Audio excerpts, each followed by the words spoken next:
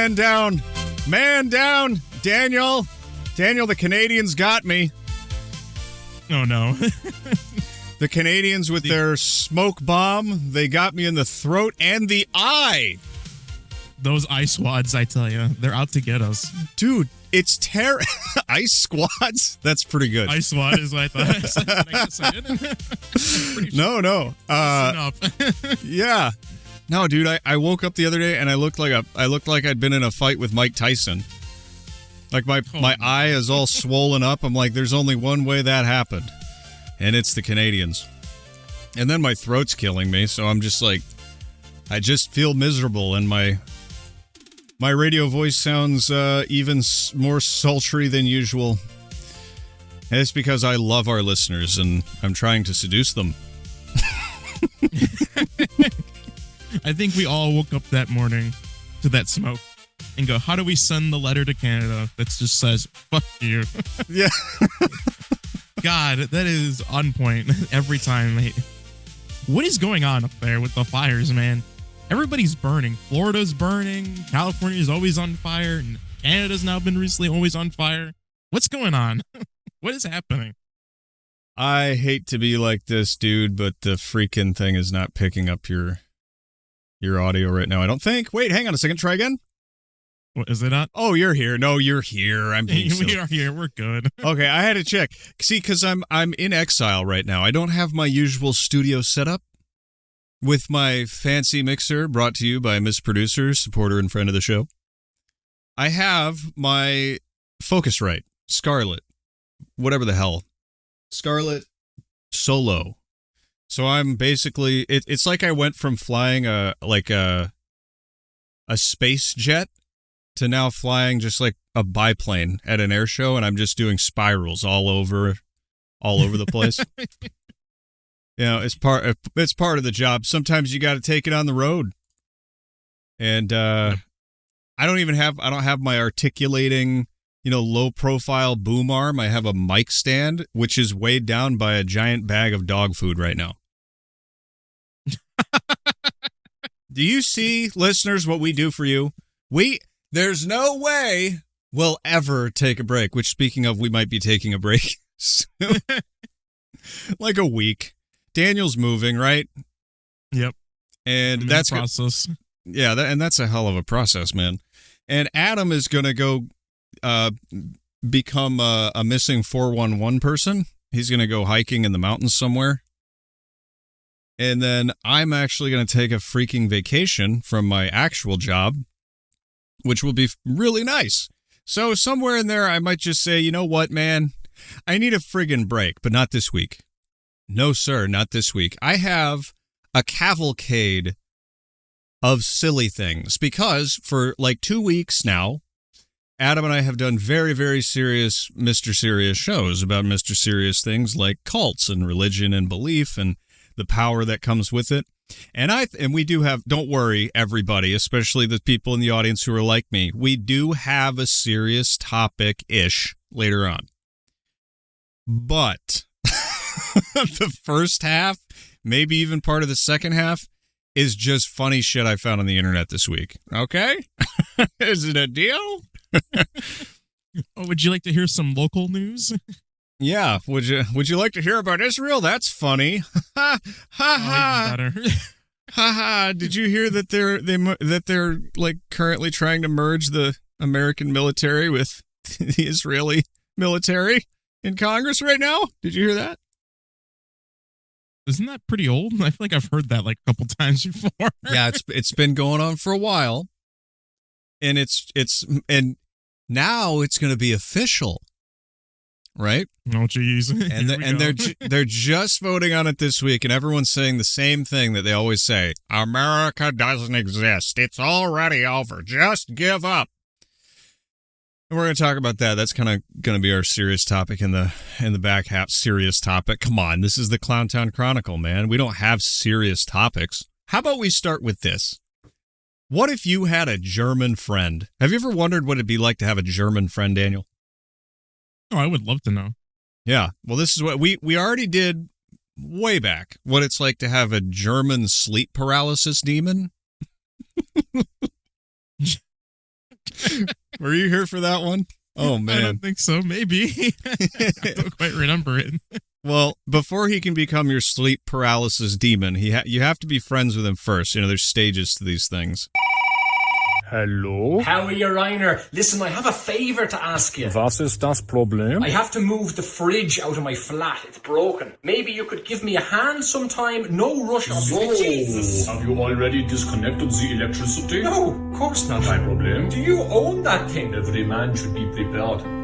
We will secure the fridge with this before transportation. Transportation? I brought my trailer and have already researched the nearest disposal location. My God. This is a temporary solution for your essentials until we buy you a new fridge, which will happen today. You're a good friend, Reiner. Don't touch me.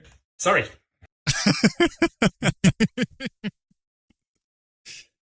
I don't know if I've had a straight up German friend ever. I have like German American friends, and they can be like this. Do you have any German friends? Not that I'm aware of.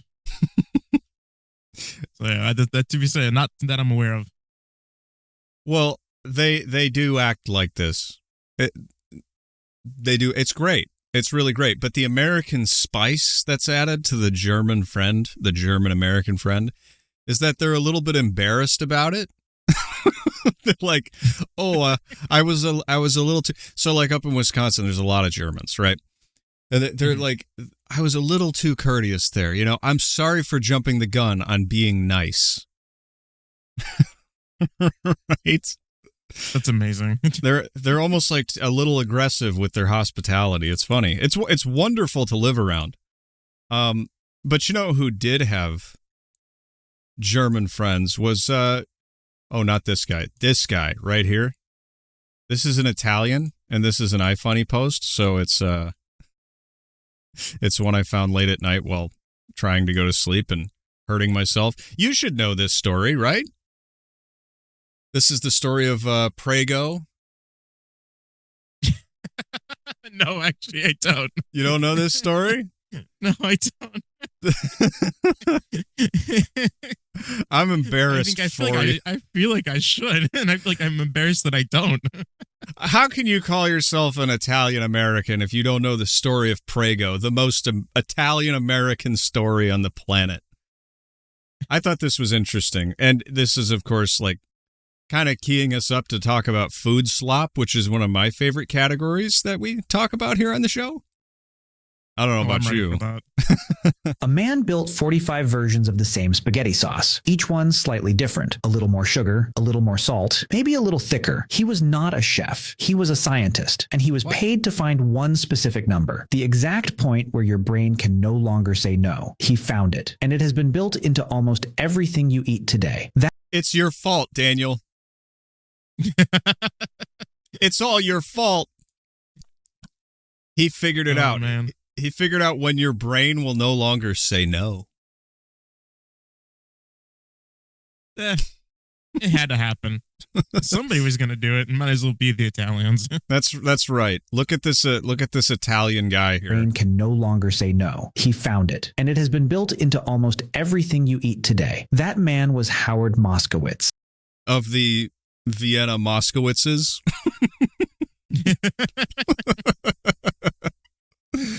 Food slop, baby. In nature, food is usually one thing or the other. An apple is sweet, but it has almost no fat. A steak is rich with fat, but there is no sugar in a steak. Almost nothing in the natural world combines high fat and high sugar at the same moment. Except one thing, breast milk, the very first thing you were ever built to want. So when you bite into a donut, your brain reads it as the richest food on earth. Fat and sugar together, the same signal as breast milk. That signal always meant one thing: eat as much as you can. In nature, that was safe. Fat and sugar were so rare you could never get too much, so your brain never built an off switch. Then someone figured out how to exploit exactly that. That someone was Moskowitz. He had a Harvard PhD in psychophysics.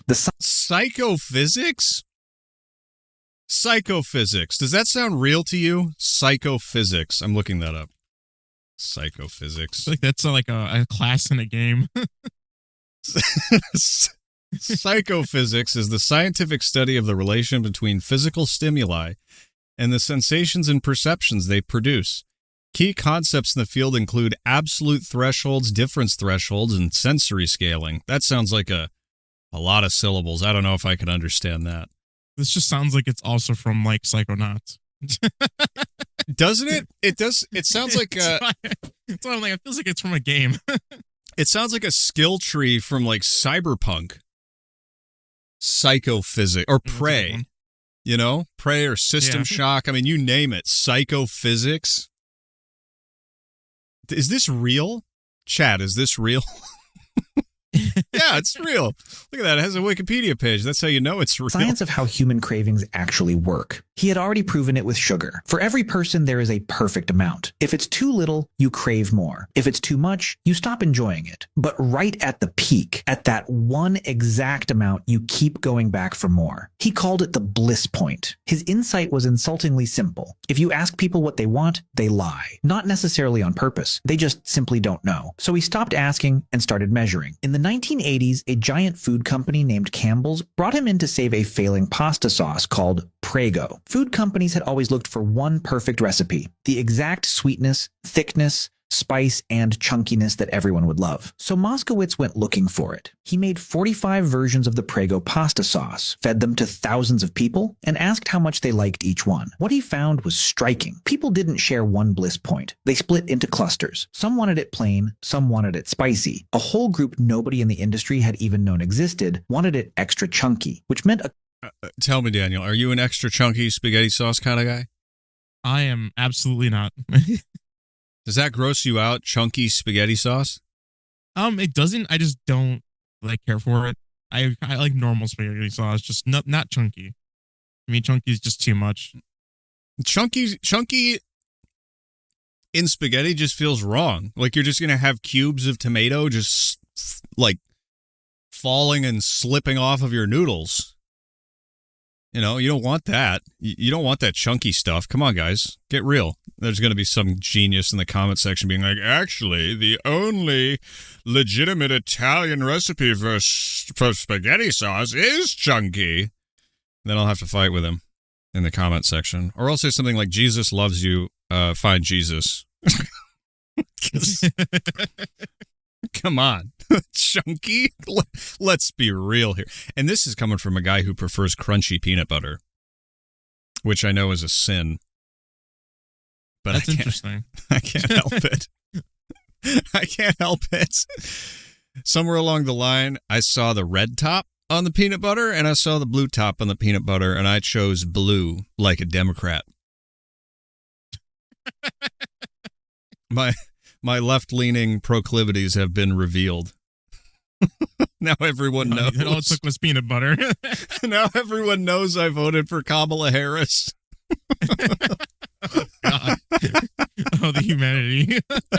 wanted it extra chunky, which meant a company didn't have to find the one perfect product. They could engineer a product line, not one perfect sauce, a whole family of them, each one built to hook a different kind of person. That single insight is the reason. Okay, here's a question. What is the libertarian peanut butter? Right? Because the first thought went right to the one with extra guns in it. Yeah. Well, the blue, the crunchy, right? That's for weird people, like the kid who mixes the Legos with the Mega Blocks and doesn't see a problem with it. Yep. And the smooth peanut butter is accurate, right? Because it's butter. Who wants crunch in a butter product, right?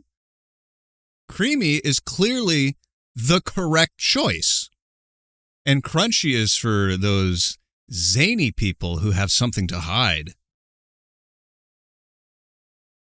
No wonder I'm a podcaster. I was doomed. That's a fair argument here. I was doomed from the beginning. Did you ever... Okay, here's a good weird food question. Did you ever eat peanut butter on a tortilla? I have not, but I've heard of people doing that. Okay, so that was like I won't say it was like a poor thing, but that was like a we're out of bread thing when I was growing up. And so my mom would make them for us for lunch when we were out of bread. And so sometimes I'd open up my lunchbox at school and I'd pull it out and there was a peanut butter tortilla and not a sandwich. And I always felt a little self-conscious about it until I realized that there is no better, faster, cheaper hunger killer than a peanut butter tortilla. And so I still eat them to this day. And everyone can think that's weird, but keep in mind, I also knew people who ate hot dog and banana sandwiches. What? Wait a minute. Roll that one back really quick. What was that? Hot dog and banana sandwiches. Okay, we are really entering the high school cafeteria. Just slap whatever together to say, yeah, let's try this. That actually reminds me of a new product I learned about this week. The Spam Dog. Have you heard of the Spam Dog? No. It's new. It's new. This is the Spam Dog. There's a new dog in town. Introducing the Spam Dog. Please tell me that it's just a can with a hot dog just sitting in fluids. Yeah. It's the it's the Spam Glizzy, the Glam Glizzy. That's what this is. The Glam Glizzy. All right, good name. I like it. The Spam Dog unleashed nationwide. A crave-inducing reimagination of the classic hot dog that brings iconic Spam brand flavor to a bold new format. Easy for food service, delicious for consumers. Yeah, I bet it is.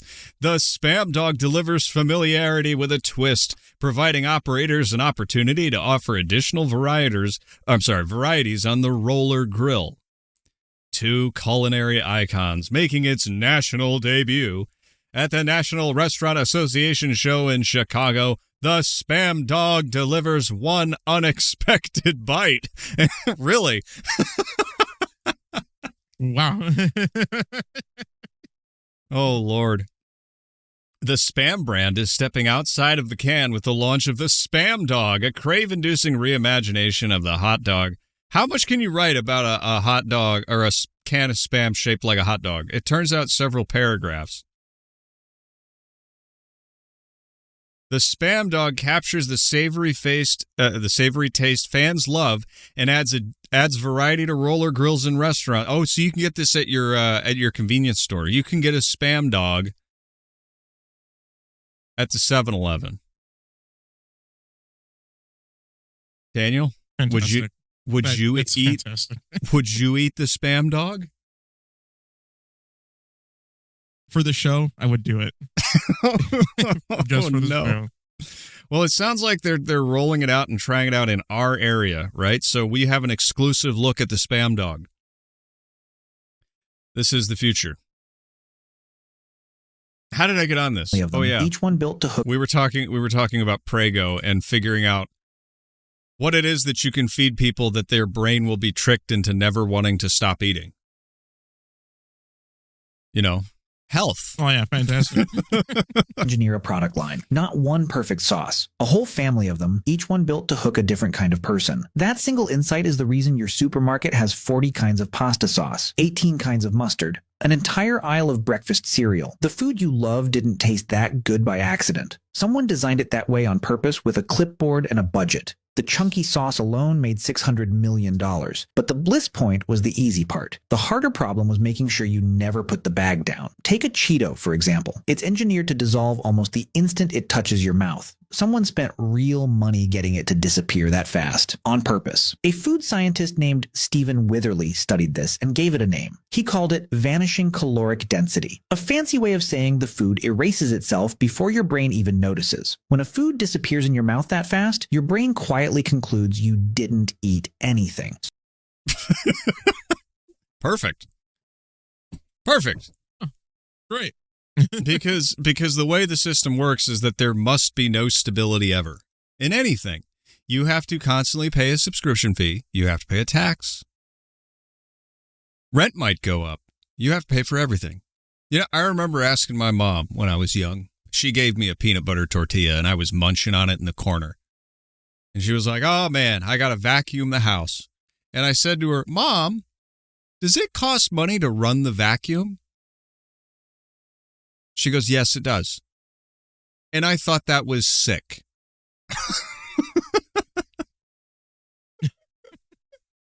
I must have been like 5 years old. And then I was like, does it cost money to turn on the faucet? Yes, it does. I'm like, that seems wrong. Like, we use the vacuum cleaner and the faucet every day, and you're paying for that? Yes, we are, honey.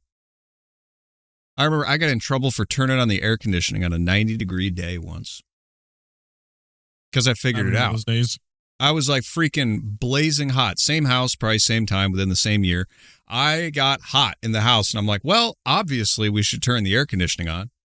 So my dad gets home from work. He walks in the house, and he like freezes. And he's like, who turned the air conditioning on? And I'm like, it was me, proud, right? I'm like, I cooled the house down because we have a button that does that. And he goes, do you know how much money that costs? And I'm like, money? And then I remembered the vacuum cleaner. And that's the world in which we live. To be a kid again and not realize any of that. I know, right? It's freaking crazy, man. Let me see here. I got another one here. Another food one. Since we're on it, I had a couple other things we might get to later. But I felt like after the Story of Prego, we should go to probably the best slop reviewer I've ever... Oh, we'll have to watch this later. This is Nolan's Odyssey. This is if Christopher Nolan made The Lord of the Rings. This is the best food reviewer I've ever seen. And you know why? He combines the man in car format with some other magic. Some other black magic that gets the clicks on TikTok and YouTube. Have you heard of this guy, Joe is Hungry? No, I have not. Apparently, he's huge. But I saw this and I'm like, oh yeah, this is just like a normal guy in car review. We watch guy in car reviews. Ever since I discovered the best cigarette reviews were guys in cars smoking cigarettes so they didn't have to smoke in front of their girlfriends or their wife. This is Joe is Hungry, and I don't know what to make of this. Hey, now you... Oh my gosh, your Joe is hungry. Yeah, that's me. Hi. How you doing? I'm good. How are you? I'm okay. Hot out here. Yeah, it is. It's so nice to meet you. Well, it's good to meet you too. 21 cents is your change, but we don't have pennies, so 20 cents is your change. Thank you. Okay, I'm gonna have you pull up to the tree, and we'll bring it right out. I got it. All right. Thank you.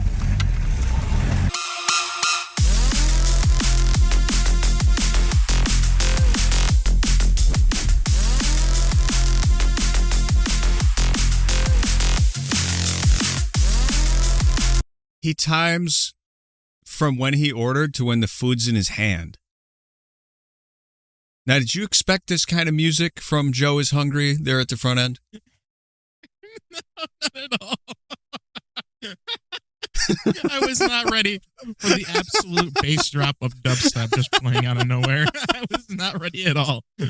I know, it's shocking. We could learn a thing or two from this boomer and his car that still has square windows.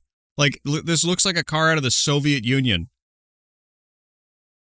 Close. It is a Volkswagen. Yeah, I guess that's true. That's true. I remember when they had fabric on the doors. Oh, yeah. I was like looking at this car. I was like, wow, this is a classic. I'm like, you don't see this kind of style at all. No. He measures the temperature of the popcorn chicken. He times from when he got it in his hand to when he took the temperature. This is fast food slop autism on a level I've never seen before. Popcorn number 1 is 191.7 degrees Fahrenheit. Popcorn number 2 is 192.6 degrees Fahrenheit. Popcorn number 3 is 196.7 degrees Fahrenheit. If you've been watching my channel, you know I like my temperatures at 140 degrees or above. Hotter is always better. Well, the KFC here in Calhoun, Georgia, they definitely get it because they smoked the Joe is Hungry temperature test. Now it's time to open the box, try out the popcorn chicken, get Shadow Joe ready for a big sodium bomb, head back to the studios, and Do the Joe is hungry weight test. First, I want to send a special shout out to the crew at the KFC in Calhoun, Georgia. You should know that these kind of temperatures are what make me smile. Also, since the dipping sauce is part of the order, I'm going to include it in the weights. The next question I have, can you make all these the same size? How's your portion control? Well, we're about to find out when we take off for this pretty red, white, and black box. In other words, set the chair on the scales. Dude. We're doing this all. It's so good. We're doing this all wrong. We're doing this all. We need like 5 cameras. We need a classic Soviet Union era car. We need to be old. And we could be making some serious money on YouTube. He measures amount of like random fast food like boxes and bags on the walls is insane. Yeah, good catch. I didn't even notice that. He has wallpapered his garage with Domino's boxes. If you look to the left, there's also McDonald's and Taco Bell, like the food boxes from like your burgers and like whatever else. Oh yeah, he's got a There's a KFC bucket. Yeah. Then of course guy's got it all. He has a security system with multiple cameras and a coffee maker. It's like the most normal thing out of this whole thing, and it doesn't fit. Yeah. I mean, really. The Joe is hungry. Big reveal. God.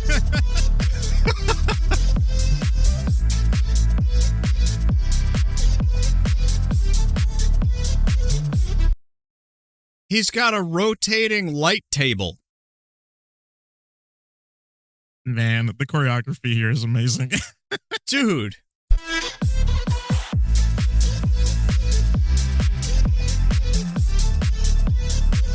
This is something else. I mean, look at this. There's a better commercial for KFC than KFC could ever do. Like, why don't they just hire this guy to be their advertising?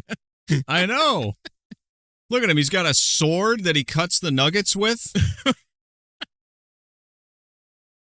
I mean, this is serious business. All you I mean, look at this. He's on the cover of the Calhoun Times, local food reviewer, a hit online. Yeah. Never expected to see this. Oh, he even drinks Diet Coke. Of course. That face. That is a man on a mission face. I want to see what he gave this whole thing here. Let's skip ahead a bit. As far as the dipping sauce, that's a personal preference. I like mine dry and salty. With that being said, let's head back to the parking lot, see what Shadow Joe thinks, and do the Shadow Joe? Shadow Joe. He plays multiple characters in this? Yeah, he's got his alter ego. Yeah. Sneak-a-doodle bite. Sneak-a-doodle bite number 1. Sneak-a-doodle bite. This is like if Mr. Leahy got hooked on like Captain Crunch and not alcohol. Right? Did you ever watch Trailer Park Boys? I've seen clips and never really watched it. You know the one where the guy's like on the porch and he like falls over with a glass of whiskey in his hand? Yeah, he's drunk as he can be. Yeah, that's the one I've seen all the time. Yeah, that's Mr. Leahy. Okay. And he looks like Mr. Leahy got hooked on popcorn chicken instead of whiskey. Sneak-a-doodle bite number 2. Sneak-a-doodle bite number 3. Oh my gosh. Do we need to do sneak-a-doodle bite? Look at that face. All right. That is a face. That's going on the thumbnail. That's got to go on the thumbnail. The face that he's also making sitting in the chair watching it is also pretty good.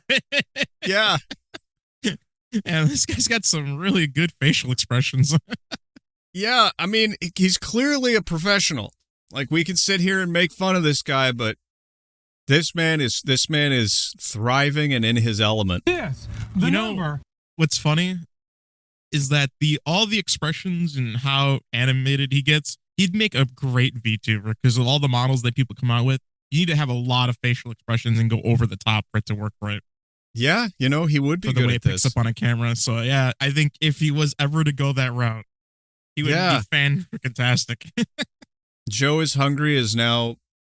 Joe is collecting super chat. Joe reads your super chats, and all he does is just like destroy in Fortnite and make funny expressions and wear like cat ear headphones. I would more expect like a burger hat for him.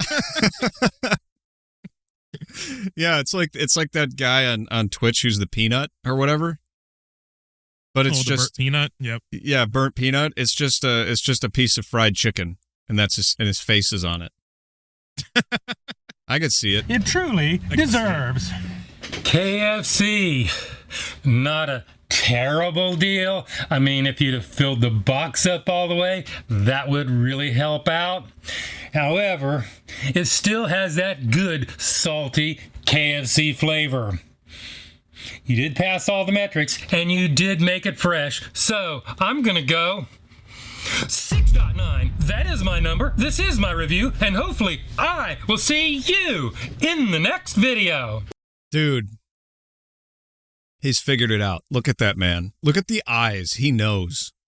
He's like, I can sit here and eat fried food and make money. And all you do is watch. Amazing. This is like a really in-depth mukbang without being like absolutely engorging yourself. That's true. That's true. Like this is the way to do food reviews if you're going to do it. Before we do move on to the other food slop that I have, I did spoil the Nolan's Odyssey or Christopher Nolan's Lord of the Rings. It is, of course, AI, and I know that's slop on its own. But have you given in to any of the hate that has been coming out for Nolan's Odyssey? Other than stuff I've been seeing floating around and who they said that they casted for main characters, and then all of a sudden it turns out that it wasn't true. Mm-hmm. I just thought it was funny the whole ride, and like, yeah, it's an interesting pick, but all right, whatever, to each their own. Yeah, dude, I understand why people were upset.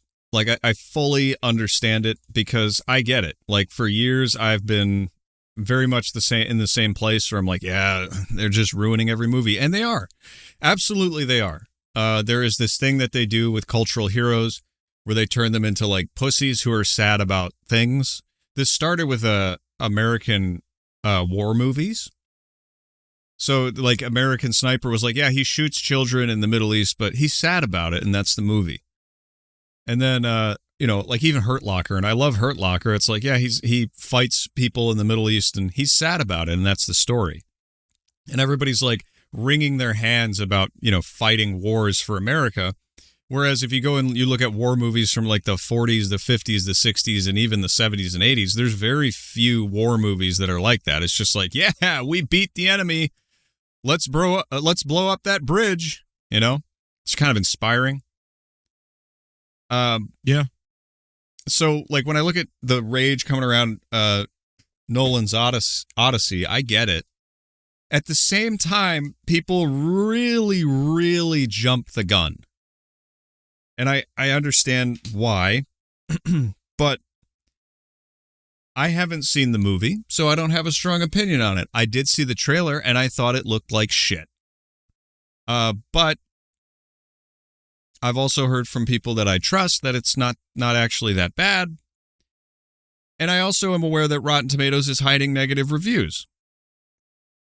So the point I'm trying to make about it is that movies and who sees them and who reviews them and who cares about them is all politics now. Like you could go see a movie like this back in the day and you would be like, well, I didn't really agree with that. And, it wasn't that bad. And like we went to Chili's afterward and that was all cool. But now everything is so steeped in all this stuff, you can't just watch a movie. You can't just, like, people used to watch movies and be like, yeah, it was a bit liberal in places, but overall it was pretty good. You used to be able to do that kind of thing. Not anymore. Everything's a political tool now. And it's exhausting. So the obvious extreme is to just lampoon it, right? And that's what this is. And I will tell you, the only thing that really made me laugh about this happens like 3 seconds in, and it's just a throwaway. Welcome, friends. Thanks for your arrival at today's meeting. Today's subject. Right there. Not gonna lie, that's fantastic. Seek Legolas. Let's go. Is that ring-shaped object that we must destroy. Otherwise, it will destroy our third age. Elrond, buddy, hear me out. Screw. And then, of course, Black Gandalf. With a chain. Great. Destroying it. Gondor needs the power now. Let's use that thing.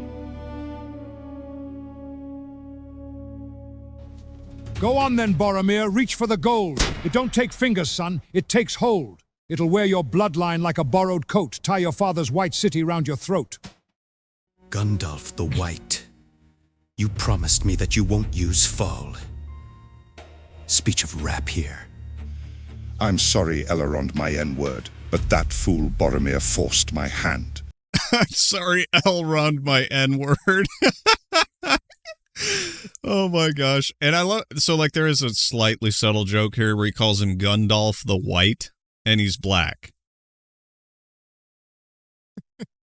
That's exactly what they would do, isn't it? So like this has been happening to gingers in media for years, where like a character is explicitly ginger and they just do anything but ginger. They're just like, no redheads. We don't like redheads in our movies. We're just going to make them anything but a ginger person. It is the one true oppressed minority in this country, is the ginger.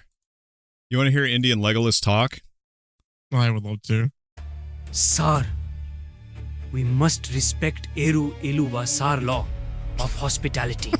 Sauron.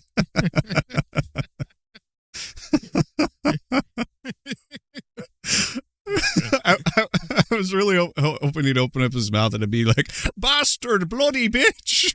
I don't know why he's Irish. I'm again, the Canadians got me. My voice is all kinds of whacked out.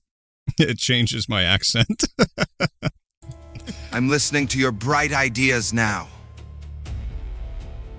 Listen, Daddy Boromir, let's go to Mordor. One does not simply walk into Mordor. He turned into a Wisconsinite. His accent changed from cut to cut. Listen to him. He sounds like he's from freaking Milwaukee. One does not simply walk into Mordor.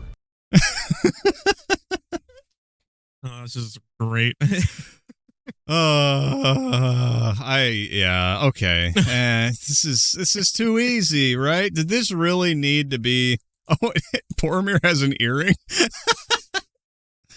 Oh, fantastic. Hang on here. Who are those? We are elves from Mirkwood. Don't question them, Boromir. We need to be kind to strangers. They are just a great elves.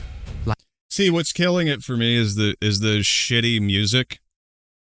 I mean, it's also the faces, the AI generated voices, the mediocre effort that whoever made this put into it. But it's mainly like the music in the background. It's so. They are just a great elves, like me and Legolas. I'm out.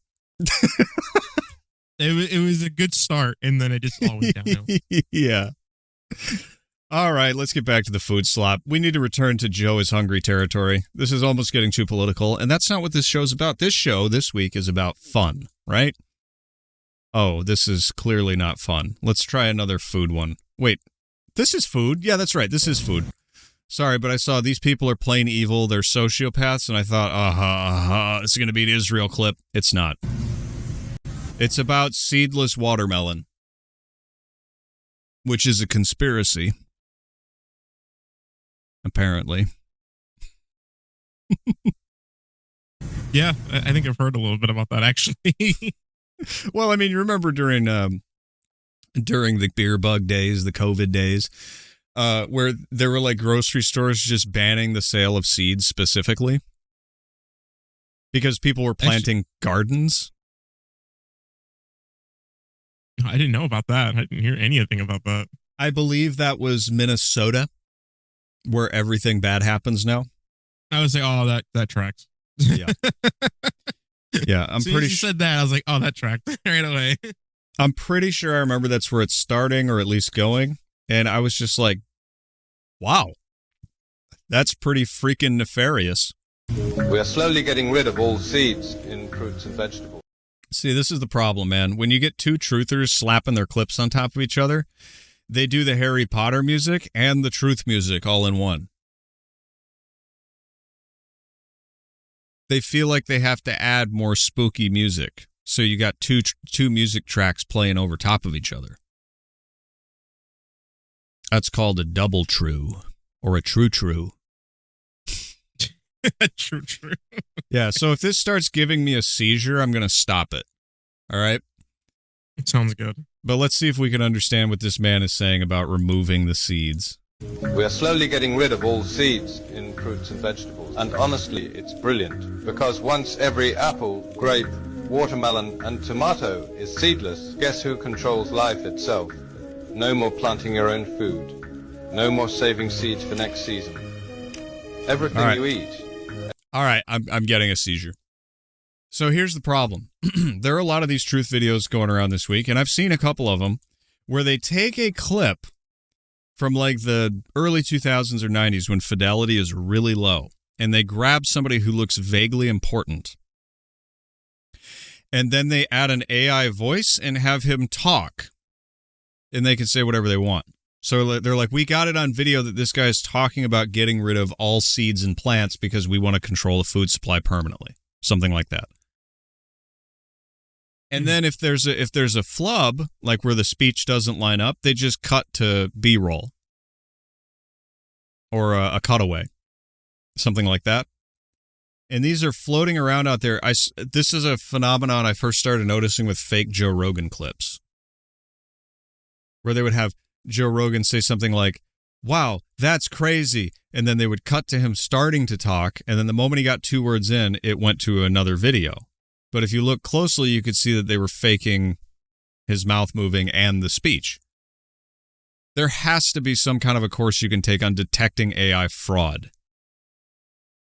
Because it's getting too good for normal people to notice anymore. And not because the AI is getting good, but because people know that people are catching on, and so they start doing like this editing stuff to try and hide it. And I'm not sure this is one of them, but it feels like it. It's a little too on the nose, a little too good to be true. That was one of the things that I covered on the Patreon exclusive, talking about with my buddy Michael about boomers and AI. Is that the paradigm we came up with was the Kung Fu Grandma paradigm, where if it's too good to be true and it sounds like a movie, it's probably fake. At least the video you're watching is fake. Right? Okay.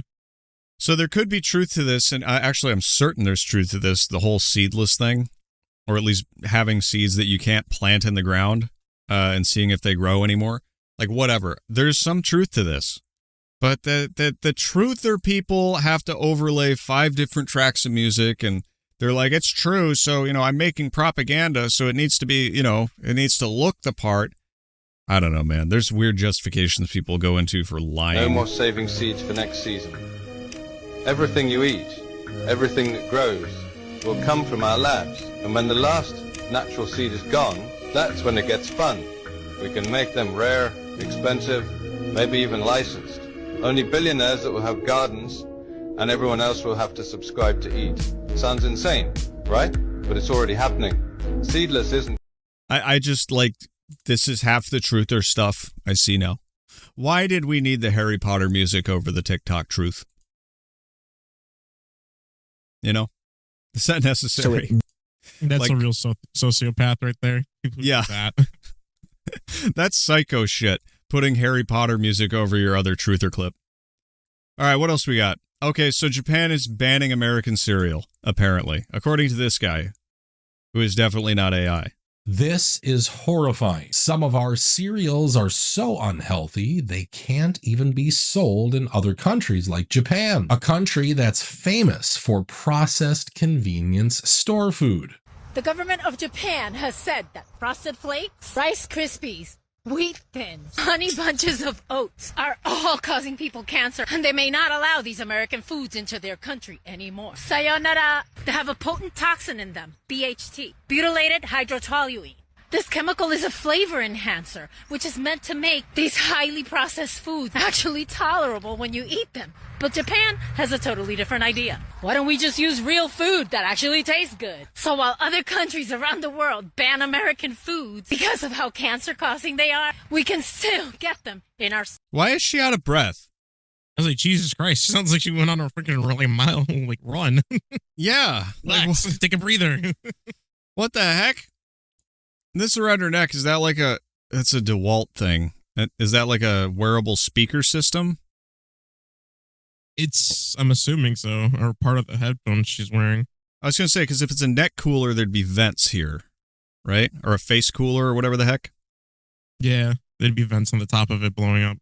Yeah. I think people are becoming very suspicious of the food supply, gradually.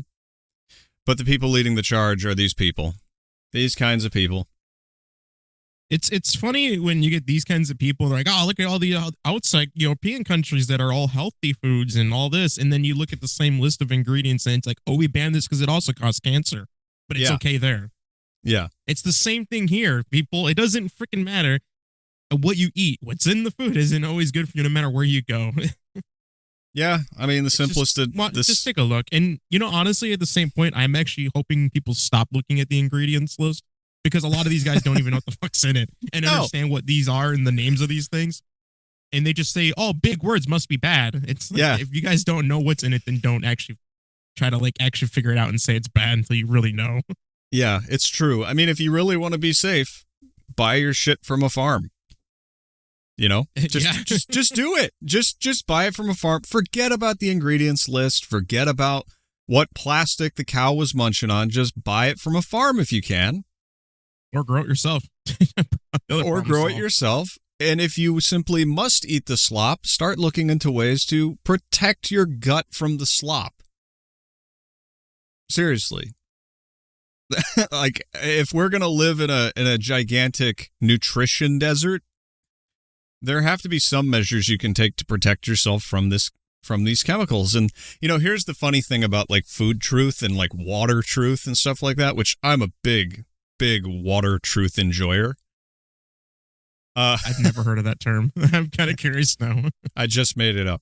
I'm a big water truth enjoyer. It's all there's definitely truth to this, right? Everybody's fat or struggles with their weight. Everybody.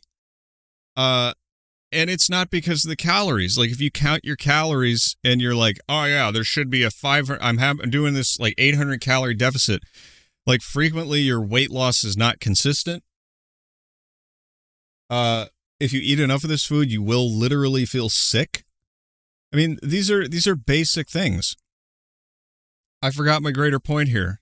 I was just thinking about the phrase water truth enjoyer, which, by the way, if you want to hear something very interesting, Crow 777 just did an episode interviewing a woman about what's potentially an ocean of free, delicious, pure water that has been discovered under Florida. And they jailed the man who found it because Nestle wanted to bottle it. Oh, that's interesting. Yeah, it's a great listen. It's a really interesting episode. But that's the kind of thing I like now. I was telling Adam on the phone the other day. I was like, man, I'm so sick of this dark stuff. I just want to go back to imagining that, Devil's Tower was a giant tree that got cut down by space aliens. I kind of want to go back into the truth matrix a little bit. That's kind of where I'm getting with it. Because, actually a broader note on this was Tucker Carlson just did an interview with Sean Ryan, which I was like, I have no interest in that. And then I saw a clip of it, and I thought, well, that can't be that bad. And before I knew it, I was over 75% of the way through it, and I was like, that's pretty interesting, because Sean Ryan and Tucker Carlson are kind of running into the wall that exists around the truther thing. It's like at a certain point, you know all of the conspiracies. At a certain point, you know that everything's screwed up and everyone's lying and there's no one truthful anywhere, and the reptilians are controlling your brain through the television. And at a certain point, you have to step back and go, okay, I think I've got enough information. What do we do now? Right? Mm-hmm. And the place that, you can make a lot of money is existing in this kind of space forever, where you're an influencer talking about how poisonous everything is. You can make videos about it. We make a show about this stuff, right? But at a certain point, you have to step back and go, what can I do? What can I do? What can I do? And here's the truth, man. Most of the time, the things that you can do are really freaking boring. Right? Like, it's fun to sit around and talk about the poisons in Captain Crunch. It's not fun to, find a good probiotic kefir drink or sauerkraut and start eating bland foods because John Harvey Kellogg told you to do so and they made fun of him in a movie. It's easy to make it's easy and it's great content to make fun of this kind of thing. But at a certain point, if you're a real person and not just a viewer, you go, what can I do? And the reality is, and this is the harsh reality, it's either boring or it's a little dangerous. You have to go outside of the walls a tiny bit and try some things that kind of seem spooky and see if they work for you. That's basically it. Sorry, there is no FDA approved way to get the goy out of Captain Crunch. I'm sorry. There's just no way. Sorry. Captain Goy Beam is going to hurt you if you eat it, period. Okay, so don't eat it. Now what do? Are you going to sit around and cry? And that's so anyway, so listening to that interview with Tucker Carlson and Sean Ryan, I could feel these two men kind of coming to the end of this. They're like, how much more do we really need to talk about this? We're just sitting around talking about it. And I get it. Do you ever feel like that? Do you ever feel like you kind of got to the end of it and there's no more you need to know? Yeah. There's been a couple times that's happened. Mm-hmm. I mean, because at first it's like drinking from a fire hose, right? You're like, oh my God, everything's a lie. This is all horrifying and all of that stuff. But at the end of the day, when it really comes down to it, you're back at square one. You know some things that hurt you.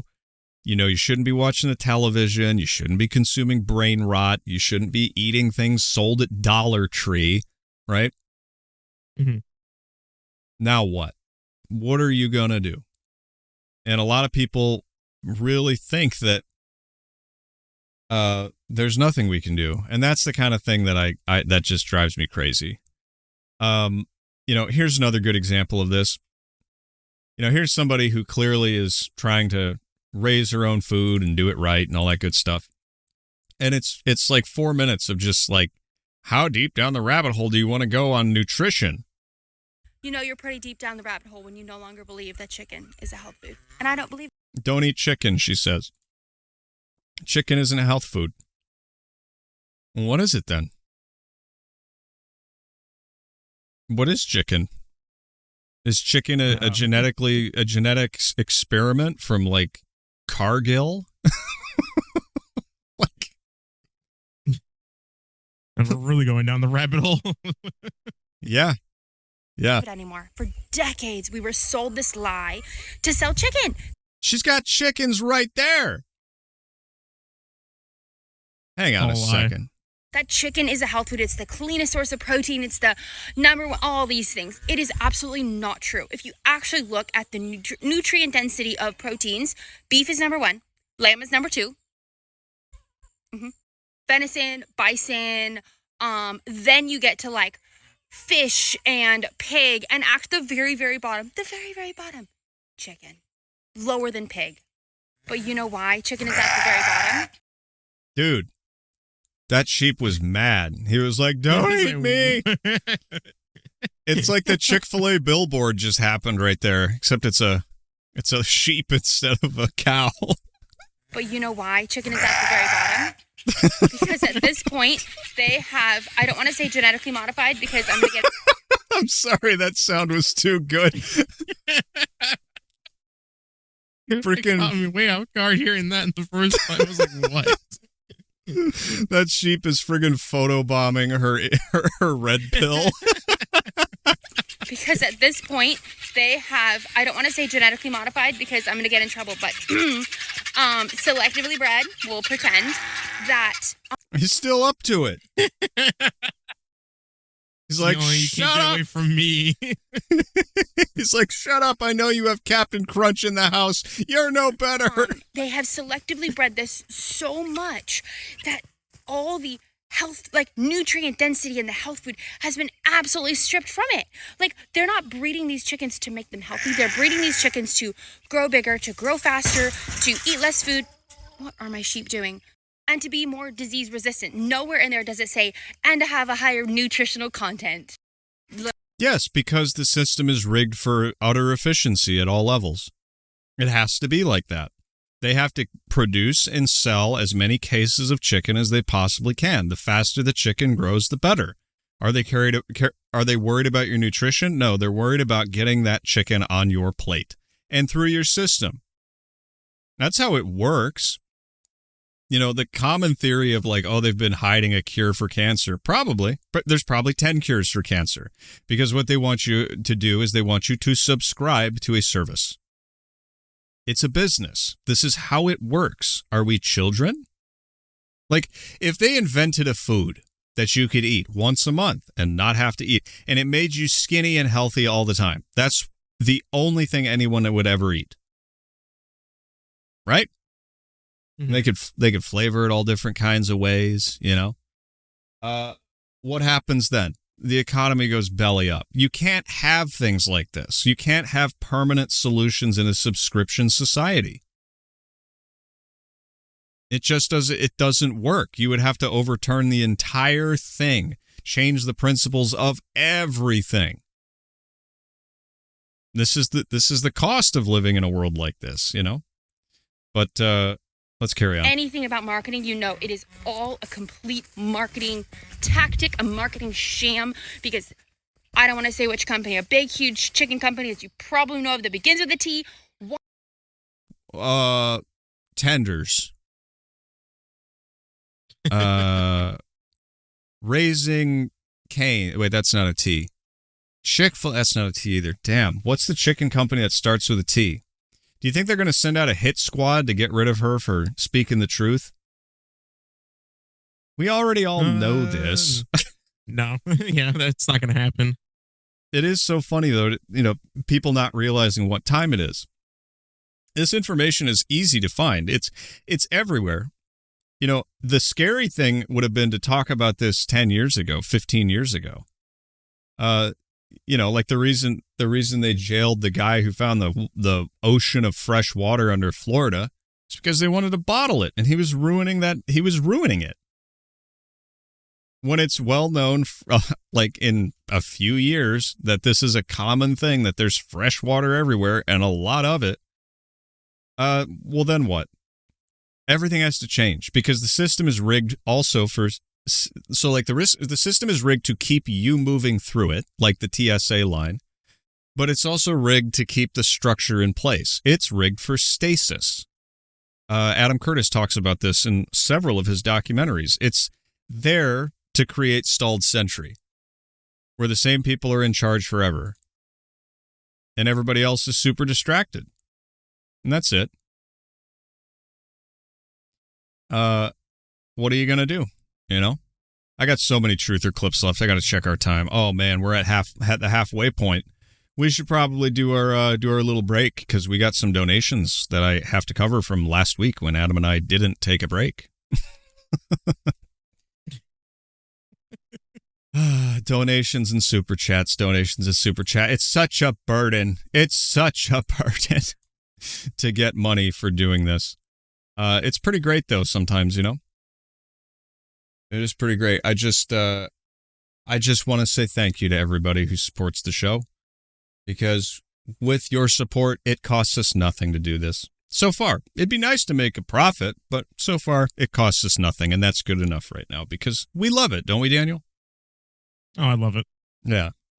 And speaking of you saying I love it, our top donation comes from Circumcised Guardian. Circumcised Guardian. Circumcised Guardian. Yes. We haven't seen him in a while.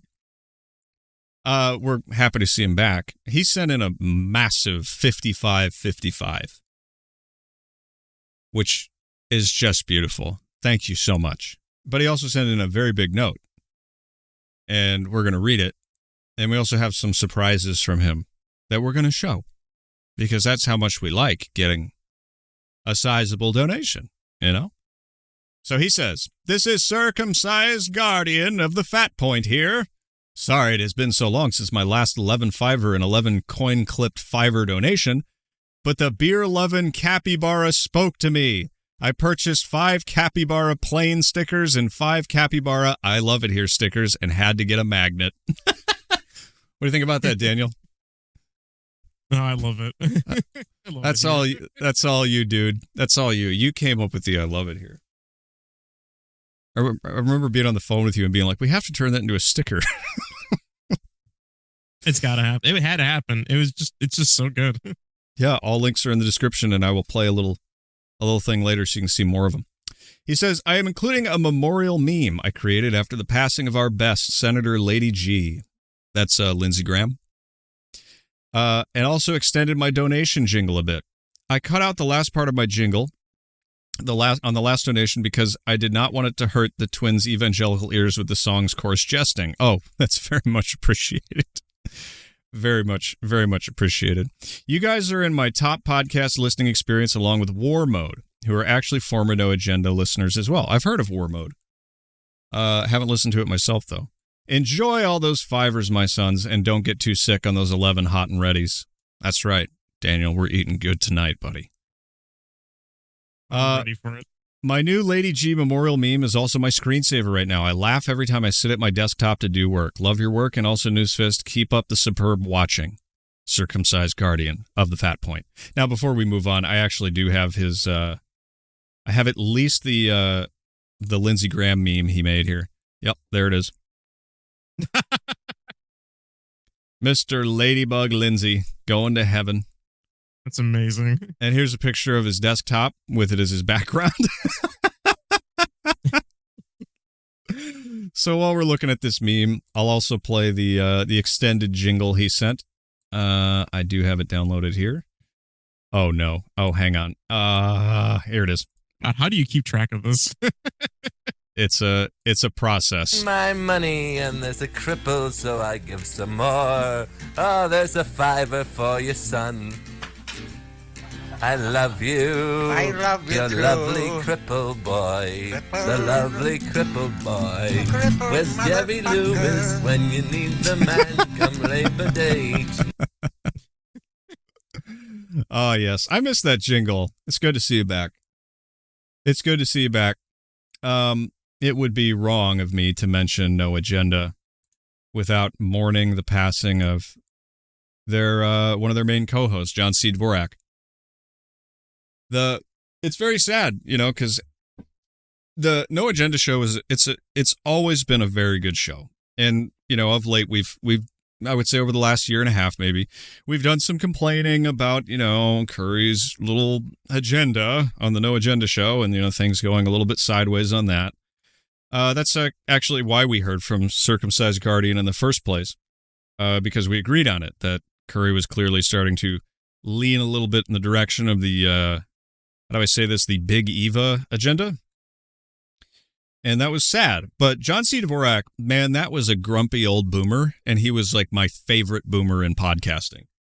Like, he was always ahead of the curve, and I always liked listening to him yell in his scratchy voice. He had some of the strongest cold opens on No Agenda. The clips that they played at the beginning, whenever it was John on the lead, it was freaking hilarious. And I have this sense that a long time ago, like when CTC first started, I had John C. Dvorak on the soundboard, but I couldn't find it. And I think I might be imagining things because I know I had Curry on the soundboard for a little bit. But yeah, it's sad, man. Like, No Agenda is absolutely the inspiration for this show. And, it's the end of an era. No Agenda will never be the same. And on that note, we finally got another one from Whole Milk Enjoyer.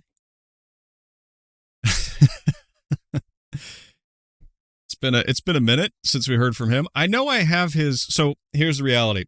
In my exile this week, recording in a place that is not my usual station, I do not actually have my physical soundboard, so I have to look up the samples on Windows like an idiot. Let's see if I can find Whole Milk Enjoyer. Oh no, come on now. Milk? No milk?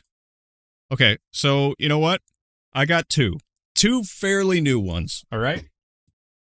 To play for Whole Milk Enjoyer. They are not your official button, and I am sorry. But we got this one. This is Dr. Phil. And we are very deep into that. That's for you. Still really good. And how about one I pulled from Newsfist on a stream last week? War!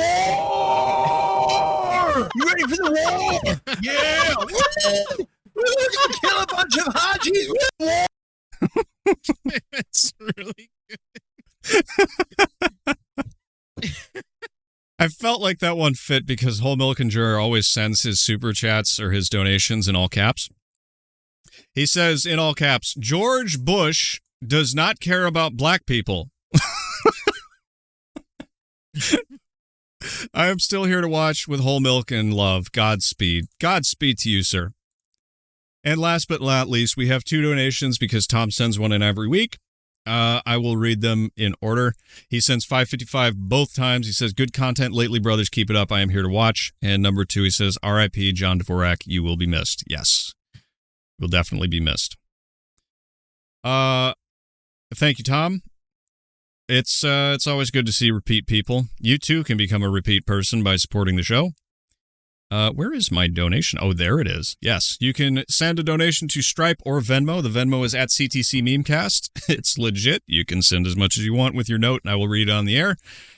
Some people had some difficulties with the Stripe, but, that's Stripe. There's also the Patreon. You can become a recurring donor and support the show. We sometimes put out bonus content, and there are early releases on some things that go on the main feed. For your I love it here stickers, there's a link in the description and a QR code on the screen. You can follow that and get yourself some stickers from Redbubble. They ship fast and cheap. And if you're broke, don't forget to help us in the algo. Just like the video, say thanks in the comments. And if you're feeling especially charitable, hit the share button at the bottom and post it on your 5-follower Twitter feed. Thank you very much. All right. Shall we move on? Back to the slop? Oh, back to the slop. I will say I still love that bumper. What bumper? The little donation bumper? The donation one. Yeah. That one was that was easy to put together, but I especially love the scrawny dog painting at the end. Yeah. To illustrate what it looks like to be a brokey on this show. It's like the brokies are good. I do love brokies who work. I don't like brokies who are freeloaders. They just take. So the Bernie Sanders of the world. Gotcha. Yeah. We should just call them the Bernie Bros from now on. The brokies are now the Bernie Bros. You sit there. Before we move on, we have more food slop. If you want to talk about that, the official Bernie Sanders drink that I showed you. The Bernie's. Right. What was that called? Bum Energy. Bum Energy. Yeah, guys, if you're not going to buy sport drink, which links in the description, drink it. It's good for you. It's a hydration drink that actually freaking works. I can feel the difference when I don't have it. This is for you. You get bum energy, right? Everybody who's broke and doesn't contribute or do anything, you just sit there and eat like a cow. You can get bum energy, and you deserve this. This is what you need. Yep. There's not even a discount code. You have to pay full price because you will not pay us. This is you right here. 5 calories. 5 calories of water, carbonated water, natural flavors, cognizin, citicoline, phosphoric acid, natural caffeine from coffee beans, sucralose, sodium benzoate, potassium sorbate, etc. No, you don't get any hot girls. They're drinking your bum right there. Yep. Because they're bums too.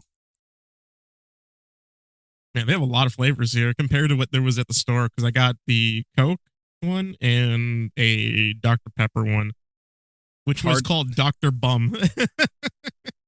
I like this one, hard to kill. You know? That's like the little roach-like Bernie bros out there. You're hard to kill. Yeah. So, oh, yeah, man. It was not bad. They weren't bad. They had I think it's 25 caffeine in it. So really not that bad compared to when, drinking a Monster or was it called an Alani? Yeah. They're actually pretty tame. How about this? Is this like Bernie Bro, the pina colada? That's the countryside bum. No. If you're a bum, you get grape. Arguably the most disgusting flavor of any drink ever is grape. God, isn't that true? That's so nasty. All right. So we've, like I was saying, it's one thing to know things. It's another thing to find solutions. Did you know the solution lives at Tractor Supply for your nutritional problems? For nutritional problems? No, I didn't know about that, but I did know it was a good place to make you feel good, though. Yeah. Well, it's well known that there was a post that went viral probably a year ago about horse electrolytes.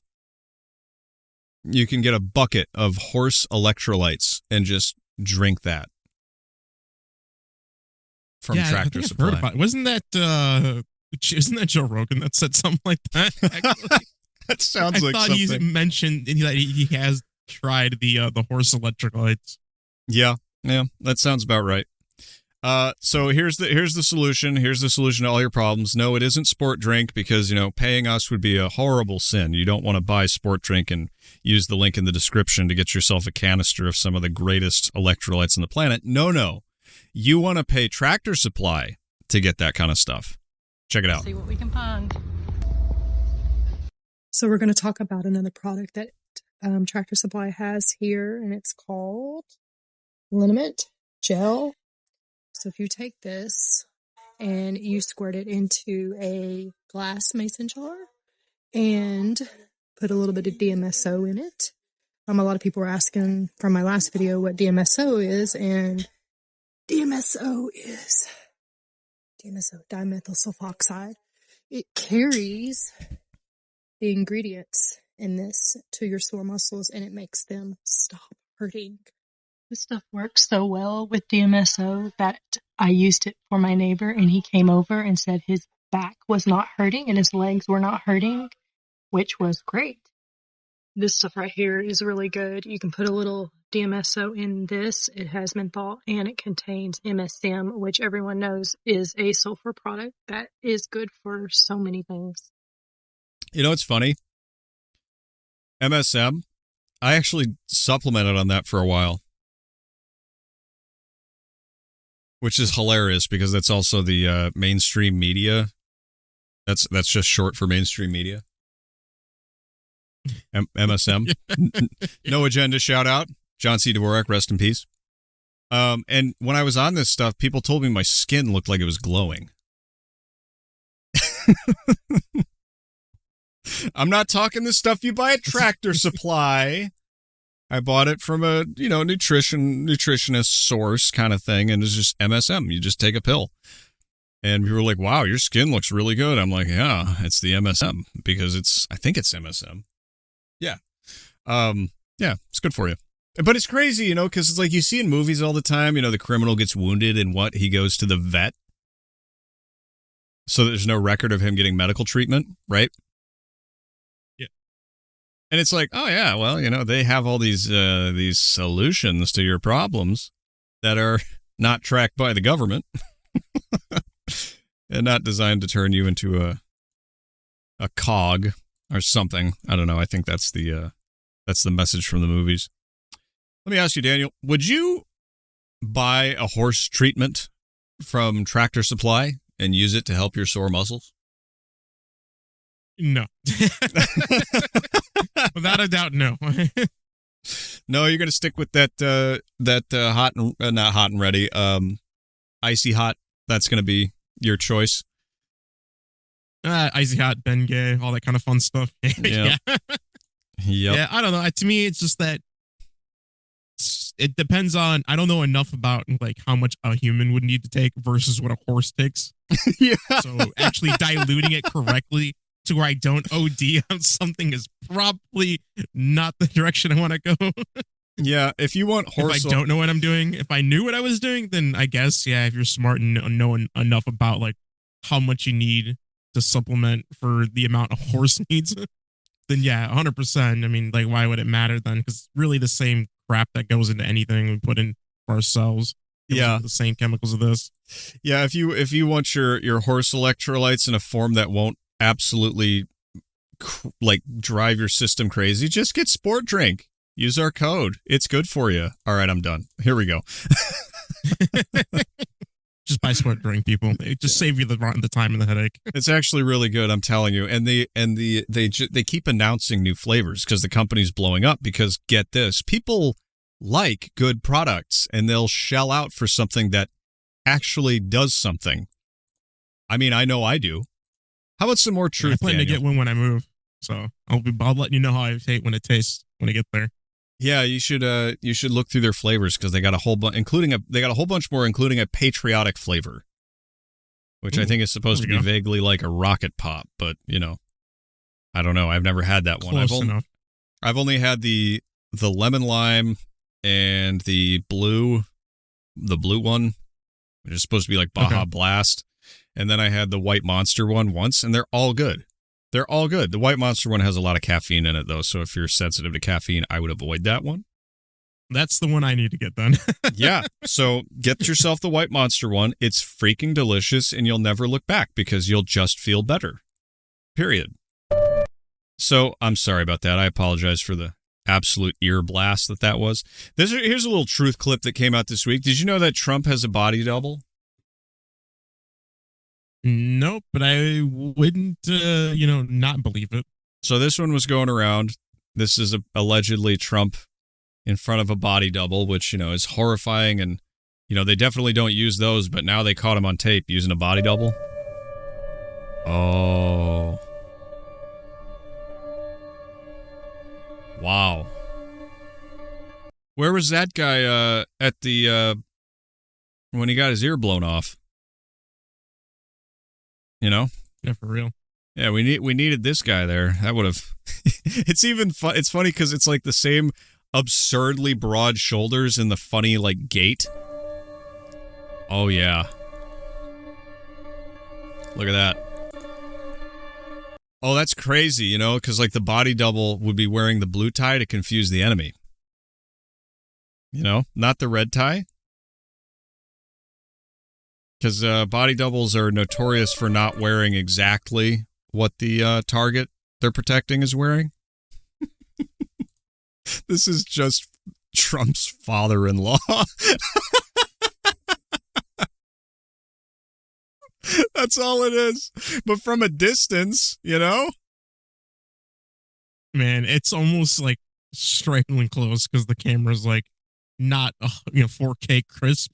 Yeah. It's that random security footage, so it's like, wow, yeah, you could definitely see it. Like that. Yeah, it's uncanny that there are people who look exactly like each other running the country. That's just unbelievable. I don't know what that is. It's definitely a body double or a clone. That's a Trump clone who's actually like way shorter than he is. Like I know it's perspective, but that's a measurably shorter man. I don't know, man. I watch the truth community because I find them amusing and because sometimes they get things right and it's amazing. And sometimes they get things absolutely like crazy wrong. And I'm not saying that this is one of those, but this is why I like them because they're on the case and they may be, Abbott and Costello bumbling everything or whatever.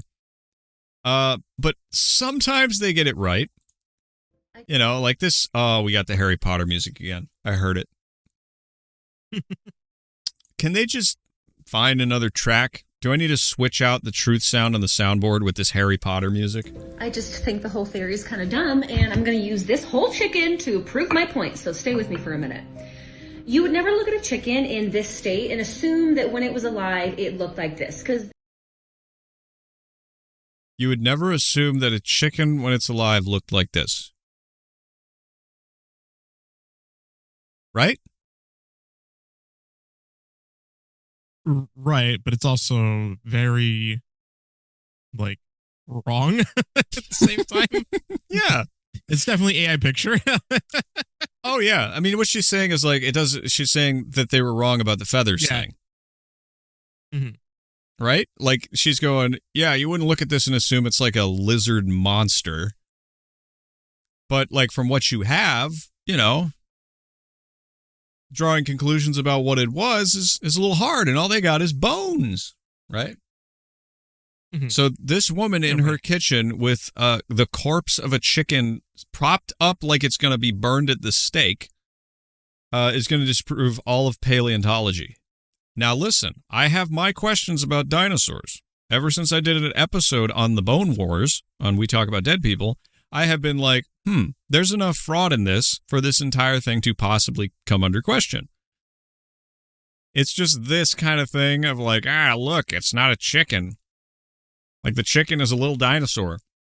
I'm like, you're right the wrong way around, I guess. Because this is anatomically ridiculous. We know that the chicken didn't have these little nubbies. There was obviously like a wing attached here at some point because that would make sense. So why are we applying that same logic to the T-Rex? Do we really think that this massive apex predator was just running around with his little nubs? Like, y'all really looked at the T-Rex and couldn't think of anything else? So what she's saying is that the T-Rex has tiny little hands like Donald Trump, who has tiny hands. Did you hear that one? I have not. You never heard Donald Trump has tiny hands? I've never heard that one, actually. Yeah. Really? That was like a Democrat meme for a while. He has tiny hands. So therefore, you know what to say about men with tiny hands. They can steal your wallet really easily. So she's saying that these nubs are actually wings. She thinks the T-Rex had wings. Do you think a T-Rex? It's an interesting twist. I don't know if it'll pay off, though. T-Rex with wings. That's terrifying. Do we really think that this massive apex predator was just running around with his little nubs? Like, y'all really looked at the T-Rex and couldn't think of anything else this animal could possibly be? No, just a giant reptile with his little nubs. Like, it's ridiculous. This doesn't make any sense. But you know what does make sense is this. This makes way more sense to me. She thinks the T-Rex is a dragon. Daniel. That's an interesting take. It's certainly a take. It is. It's something, I will say. So I need somebody to explain to me right now why a T-Rex is not a dragon. Okay, why is it that every animal in the Zodiac is a real animal except for the dragon? Listen, that's a conspiracy. You sound so dumb right now. You sound dumb. You sound dumb with your little nubby arm theory. So we can have our differences of opinion, but I think you're wrong. That is so obviously a dragon. So if you want to keep your little nubby arm theory, you freaking go for it. I'm going to be in Whimsy World 100% believing in dragons. I like dragons. I think dragons are cooler than T-Rexes. That's my take. I want to believe as this woman does. To each their own, fair enough. I have an argument. And then again, a lot of the bones of dinosaurs don't really, to me, add up at all because we just kind of slapped it together and said, yeah, this looks about right. Yeah, it's true. Up to interpretation, fair enough. It's true. Hold on, I'm closing the Lindsey Graham pictures. All right. It's like, isn't that like every time something like a breakthrough happens, they're like, oh, we were actually wrong. It's really this when it comes to dinosaurs, and they still can't get it right. Yeah. We'll never get it correct. It's just, there's no way. No, until they can extract the DNA from one of the bodies, whether it's one of the ones frozen in amber or the bones or whatever, and like actually put it in a machine and just 3D print a dinosaur to see what it looked like. I don't think we got any clue. We can guess, but if you research the Bone Wars, like half the dinosaurs that we grew up believing were real were literally faked and then just pushed out with all the others that might have been real. It's bizarre. I don't know. It makes me sound like a crazy person to even say that, but like it's just history. Just go read about the Bone Wars with what was his name? Howard Drinker Cope. His name was literally Drinker Cope, which is one of the funniest names I've ever heard in my life. That's a great name. Harold Drinker Cope. Was it? Let's look him up. Hold on. Harold Drinker Cope. Edward Drinker Cope. I was way off. This is the guy. I did a show on him. Do your research. No, I don't think the lady who thinks that Tyrannosauruses are dragons ever read about this guy.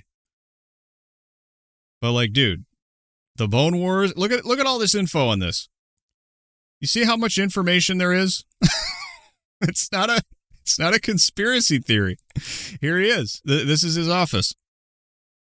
That is like a picture of a man who had like a long bender of realizing that something's wrong. The one with all like the like everything all over the place in the office. Yeah. It was just like paperwork everywhere. It was one of those that guy just went down the rabbit hole and was just heavy drinking through it all. Like you understand the things that I've read. Imagine having the middle name Drinker. You're kind of doomed. Unfortunately, though, like fortunately for him, he was a Quaker. So I don't think drinking was on the table for Mr. Drinker Cope. Nope, just Cope. Yes. Well, here's an interview with the guy of writing this, who wrote The Science of Magic. I can't think of his name right now, but Adam listened to a good chunk of this book. Interview's interesting. And somebody took this clip and they're like, they took psychic powers from us.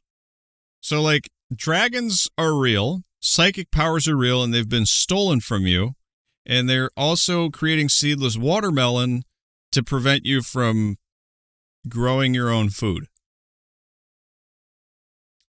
It feels like there is a new religion popping up of some kind that's all coalescing around this like trutherism. And I'm like we're steps away from a new version of Scientology. I know. I'm watching on with great interest. Have you ever looked at the genetics of... There's that music again. At least it's not the Harry Potter music. You know, why can't it be like a background, like the Backrooms like songs? Just that just low monotone style of just comfort while you just dive into this. No, it's the perfect hypnotic track for going for like you can see a person late at night leaning into their computer thinking that they're uncovering the mysteries of the universe on TikTok. But I guess nobody would watch TikTok on their computer unless they're like a boomer like me. They'd be watching it on their phone. It's amazing. I remember when this stuff started really popping up on my radar, this truther stuff. I was standing in Adam's kitchen. And somebody was sending me clips of this, of like some guy talking about frequency and vibration and stuff. And I was like, oh my God, it's breach containment. And now it's kind of getting everywhere, you know? And maybe it's just my algo, I don't know. But it feels more and more like people are searching for something. And at the end of the day, you're going to end up like Sean Ryan and Tucker Carlson talking to each other where you're like, what are we going to do? And it's like, number one, you must be free.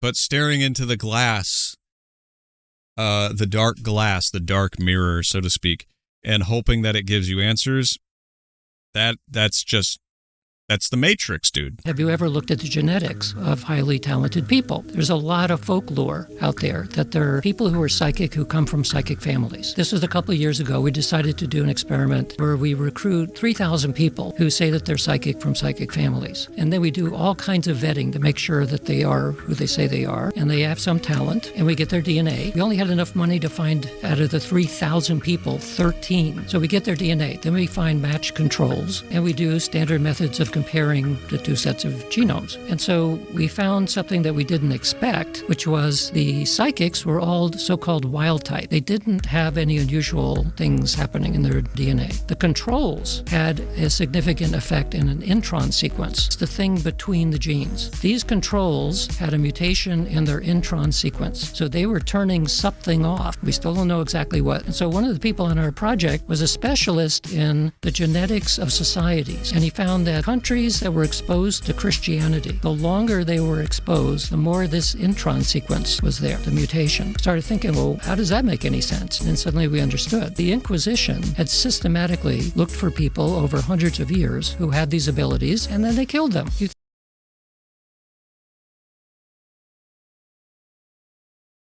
So, what he's saying is that the Inquisition killed psychics and wizards. You know, you never expect the Spanish Inquisition. I was waiting for you just to hit a button that did that. That line, the famous line. I don't need a button when I got you, the best co-host in the world. It's exactly right. It's so crazy that we're, you know, so like I was listening to this interview, and when he started talking about that, I was just like, I don't know, man.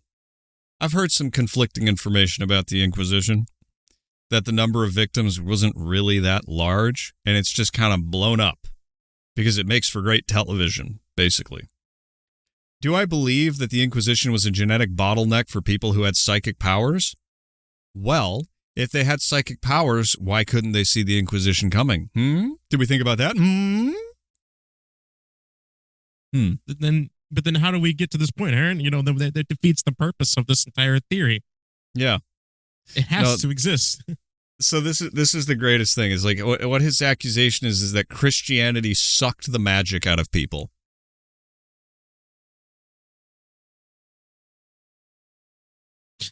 It's kind of almost sounds like you just take the imagination and fun out of everything is what Christianity kills. Apparently. So they were getting rid of people who had this, and what were left over were people who had this no psychic stuff at all. Eugenics in an opposite direction, where they weren't trying to pull people for talent, but get rid of the talent. And you can see it in the genome. Gee, I wonder why they would do that. If that's the case, let's say he's right? Let's say that they were really trying to get rid of all wizards. And the Inquisition did this because, you know, Christians are backward retards or something like that, who just are afraid of people who have better powers than they do. You know? Like, say that's real. Say that's really what happened. Why would several nations at once, but let's just say, why would Europe want to eliminate that from the gene pool? Can we think of some reasons why they wouldn't want people walking around, like, reading people's minds? Let's say it's all real. Why wouldn't the government want people reading their minds? That's a tricky one. Then again, I don't think we need people to be able to read the minds to see the government secrets that people keep leaking, courtesy of everybody on War Thunder. I think all we need is a Minecraft server and guy just saying, I know exactly how this tank is built, and someone just to go, no, you don't. And post the entire freaking plans on it. Yeah. So I don't know. I think it's kind of a waste. You know what? I'm going to skip a lot of the slop we have here. Because I've got more of this stuff, but I think this is actually kind of a nice transition into the broader topic, which is societies that have too much time to think. You know, because what's happening right now is, because people are freaked out, but also comfortable, and they have access to the internet and they can search up information. They're ending up like Sean Ryan and Tucker Carlson, like I talked about, where at a certain point you go, what do we do? But if you keep digging, and I've seen this happen, right? If you keep digging and digging and digging and digging and never accepting a ground, like that's far enough, you will drive yourself insane. You know, Sean Ryan talked about how he took ibogaine and experienced hell, and it made him a Christian. Like he had a bad trip where he saw what he perceived to be hell, and he became a Christian. Like, how deep are we going to dig? What realm are we going to dig into? And it suddenly becomes very clear what happens to people with immense amounts of time, privilege, and hidden information, right? I've talked about this for a long, long time, ever since I did an episode about Trotsky on We Talk About Dead People way back in the day. And I was examining what it was that, you know, the elites were doing in Russia before the communists took over. What were they doing? They were delving into the occult. And I'm not saying like they were, you know, I'm not saying anything about whether or not that's bad. But when you have everything, when you're fed, when you're comfortable, and when you can sit there and think, that's when you have time to dig, right? When you're working 40 hours a week, usually you're too busy to do that kind of thing. But when you can pop in some earbuds and listen to conspiracy stuff, starts out as entertainment, you start digging down deep, you see some evidence and you arrive at some conclusions. What do? Do you just keep digging? Or do you stop and look for solutions? Most people in reality are not addicted to truth. They're addicted to content. They're addicted to knowing things. And they lose connection with who they are, which is, you know, I can speak from experience. I went through a very, very strong like conspiracy phase where I was gathering evidence on all of this stuff and like not just believing it, but considering it. This could be real. There could be something to this. It's how I came to conclusions where I'm like, yeah, okay, so maybe magic doesn't look like Harry Potter, but magic is real. Mm-hmm. Just not in the way you think, right? And it's the same with media manipulation. Like people say, oh, you're watching the TV and it's flickering at a certain rate and that puts you into a certain state that makes you more suggestible. That's true. Was it a conspiracy? No. It just so happens that that's the outcome, I think. Could be wrong. But I found an excellent piece. Have you ever read or seen the movie Watership Down? No. To both of those. Okay. Do you know generally what it's about at all? Actually, no, not at all. This is the first I've ever heard of it. Okay, so maybe what we'll do just for everybody's information is play the part of this video that explains what it is. It's a story about rabbits. And they live in a rabbit hole. And one of their rabbits starts having visions about disaster. And he starts having he starts seeing these prophetic scenes in his head and in his dreams. And so he tells the other rabbits they have to leave. They have to get out of the rabbit hole, den, whatever it is. And they have to flee. And they listen. Some of them listen. And it turns out he's right. And the moment they all start leaving, a bunch of bulldozers come in and pave over their home, basically, and kill all the rabbits that didn't leave. And the adventure is basically them trying to flee this disaster and coming across various types of other rabbit colonies and seeing how they live.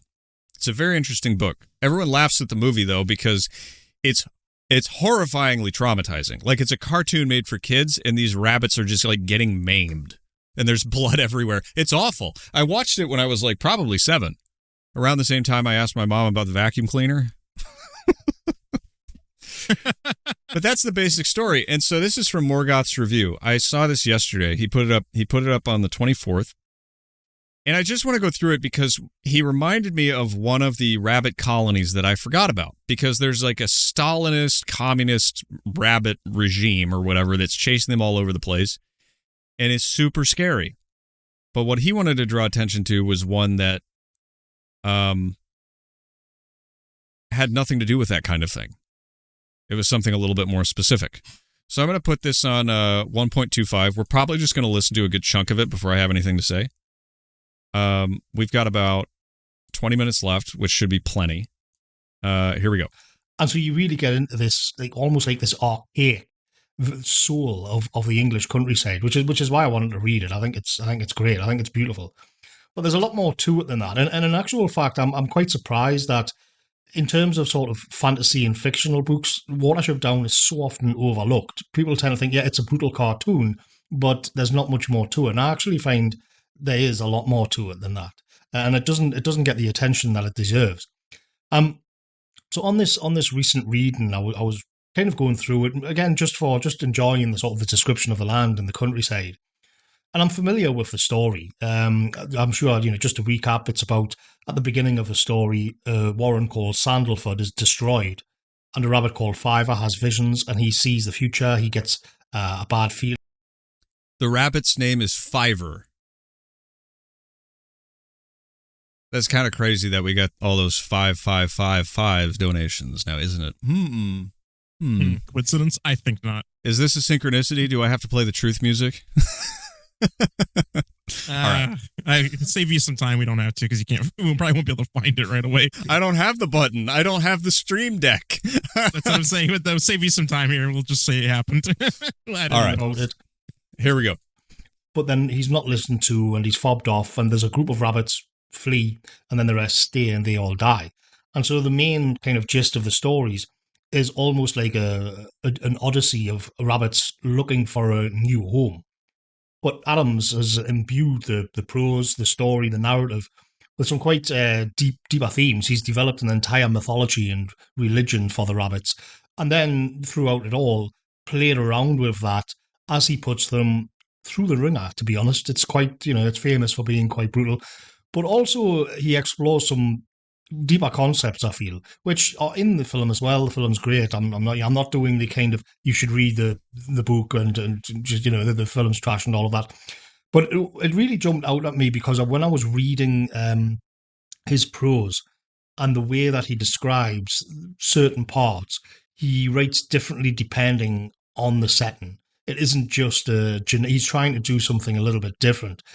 And I wanted to talk about some of these warrens and the kind of philosophy of them all, and really tease out some of the themes, because I think it's absolutely fascinating.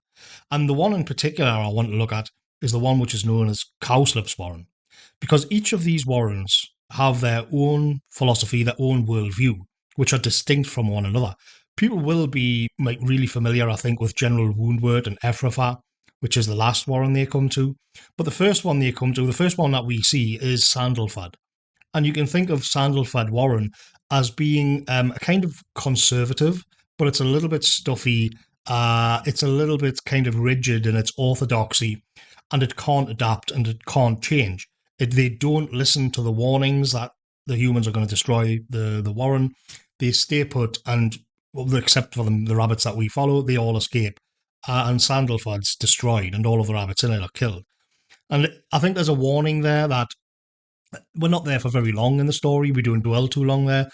But straight away, you can see that he's doing something, and he's got something to say beyond just, well, these are different warrens, and they've got different leaders, or they're in a different place. So they've actually got a different philosophy in each warren. And the message of Sandalford Warren is that if you can't adapt and you can't change, then you're going to become stagnant, and you're going to be snuffed out by the winds of history, and the turning of the wheel of time will just destroy your civilization, is the message of Sandalford Warren. But it's certainly not the worst by any means of the warrens in Watership Down. And so the question then is, what is the worst warren? Because I definitely think he's leaning into this. What is the worst warren to live in Watership Down? What has the worst ideology? What the worst ethos? And normally, if you ask that question, everybody would immediately say Ephrafa. Ephrafa is the giant, sort of Stalinist or fascistic authoritarian warren with General Woundwort at the top of it. And when I was reading the book recently, I realised like that's just not the case. In actual fact, I think the first warren they arrive at after Sandalfad, which is known as Cowslip's Warren, or ominously, the Warren of the Shining Wire, that is easily the worst of the warrens they arrive at. In the book, as we approach Cowslip's Warren, it's made very clear that this is bizarrely a place where there doesn't seem to be any predators. There doesn't seem to be any danger at all, in fact. There's even cartridges, which suggests that the farmers have been shooting birds, perhaps birds of prey. There's no signs of dogs. There's no signs of any foxes. And what's more is that the rabbits are allowed to freely wander through the fields and even graze. And then when we actually get to the warren itself, which is under the trunk in the root system of a huge old oak, they meet the rabbits that are at Cowslip's Warren, including Cowslip himself. And the rabbits are all very large, very well fed, but they've also got a kind of pretentious and aristocratic way about them. They are a kind of like a bohemian elite, and they speak with a very clipped accents. But they're also extremely passive and sort of nonchalant about the world around them. They just take it for granted. They're not amazed at all that they've somehow come to inhabit this wonderful warren, which is free of predators and which seems to have a never-ending supply of food, which just appears for them. And they while away their hours singing songs and doing poetry, but it's a little bit odd because it's not really rooted in the mythos and in the religion of the other rabbits. In Watership Down, and this is important for later as well, in Watership Down, there's a god, which is the sun, called Frith. And according to the mythology that the rabbits have told themselves, there was once a prince rabbit called El-Hara, but he was a little bit uppity. He was a little bit too cheeky. He got above his station. He was too arrogant. And it was decided that Frith would punish him.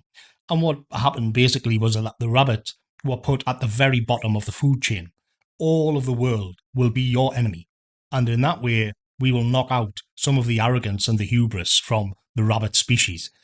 And that's what they did. They were granted the ability to see far and run fast, but they were at the bottom of the food chain. That was the punishment. And so all of the world is a danger to a rabbit.